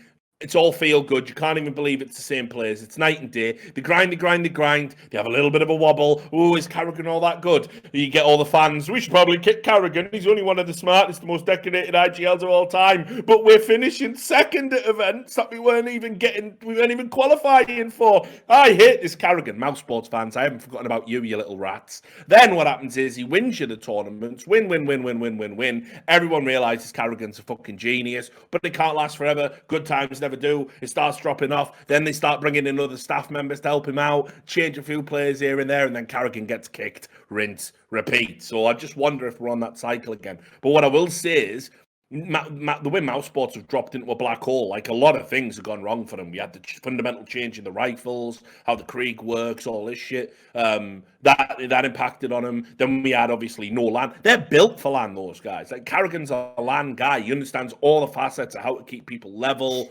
and chilled at LANs and everything else. Sorry, that'll make a loud noise. I just smashed the mic. Wasn't that loud? No, good. No LAN is really hard on a Karrigan team. So definitely Mouse Sports for me. Yeah, listen, the obvious two is Mouse Sports and Fnatic, just because they were so good offline basically before, so consistently good, everything worked, all the players were, but now they've looked basically the opposite. Fnatic held it together a little bit longer, but even they fell off the cliff. I'll say another obvious team for me is Na'Vi. Na'Vi is just never looked the same. And I listen, especially considering Simple still plays at the same level, I refuse to believe they'd be this bad offline. I think if they went offline, I don't know if they'd be number one, but they'd be a really dangerous Dark Horse team again. And let me think, maybe one more team if I can pick one. What would be another good one? Oh, I'll tell you what, I'll go for one from the Americas. I'll have to say Team Liquid. I know they haven't done badly. They've been top 4 at every event, but like, I do not believe those players would lose to some of the teams they've lost to online. Like, listen, if some of those teams can really get Team Liquid, fair play, it's a new era. But I think those players are way too good. And unfortunately, their style of play, I also think, is ruined by online players. It's a factor we never talk about for the Americas. Your ping is way higher. You spread out all over the country. They're LAN players. They're like the most dangerous riflers in the fucking world, some of them. They need 8 ping. That's where those players destroy you. You can't hit the bomb site in the same way you've got 75 ping. Like, you're not going to hit that headshot. It's not going to happen. So if I want a Team Liquid back, you've got to be on LAN. Yeah, and I'll just say as well, it's got to be said, and we'll get to it next episode for sure. Obviously, bigger the number 1 team in the world. I'm not hating on them. What Searson and Tizian have done, and Keto as well, and obviously Tabson and Zantares loving it, of course, right now. Like, what they've achieved to even get to number 1 and winning the tournaments that they've won and everything. Respect. Huge, mad respect. You just won't be number 1 offline. Let's be real. Yeah, I can't believe it. I'm not wrong, but I just don't believe they'll be number 1. Come on. Yeah, and like I think they'll still give some teams a game and all of that. But we are talking about young players and players who, by the way, who are experienced but notoriously don't show up at LANs for whatever reason. No one's calling them cheaters. No one's calling them like, it's none of that. But the reality is that like LAN's a very different beast. And put it this way, it's almost like fucking 2006 or 2007 again. German teams wrecking motherfuckers online. I never thought I'd see the day again. Mate, I've already told this story before, but I'll repeat it just one more time. When I used to work for SK Gaming, obviously we had to write about all the games. And actually SK Gaming had a CS source team. It was a German team that played in ETS. Yep, APX. absolutely. And so because I would be following, I was never watching the matches, but I was following the game through their results right now. I was always seeing, fucking hell, I didn't know I didn't even know German teams were good. I thought Danish and UK teams were the best. How is our team tearing them up online, even beating these teams? And you know what? This new guy they've got, Tornado Tony or whatever he was called. He's straight fire. He's Tornado Tony. Land dodging motherfucker he was as well. Yeah. So then our team goes to LAN. So I'm like, fucking hell, this might be interesting. These boys might have a chance. And basically in the story, it's like, I'm having to explain that like inexplicably they've got a replacement for our star player, Tornado Tony. He's not at the LAN. And I was like, what's going on here? And then basically someone told me like, probably does cheat like. And I was like, what? No way. Like, not in the top scene. But that's when I found out, you already know it, how horrifyingly easy it was to cheat in Source. Like, there was just nothing stopping you, basically. It was like scouts on it, and you played on the fucking internet against Germans. I'm just saying. Mate, you have no idea the banter that event. Because Steele was at that event. That Tornado Tony dodged. Steele, they'd come over because he was playing in, what was the name of that team again? Dynamic. And they'd come over, and very games were there, and MTW was there. They were obviously and MTW famously were doing well as a German org because they only had one German on the fucking team, and he was dog shit at LAN.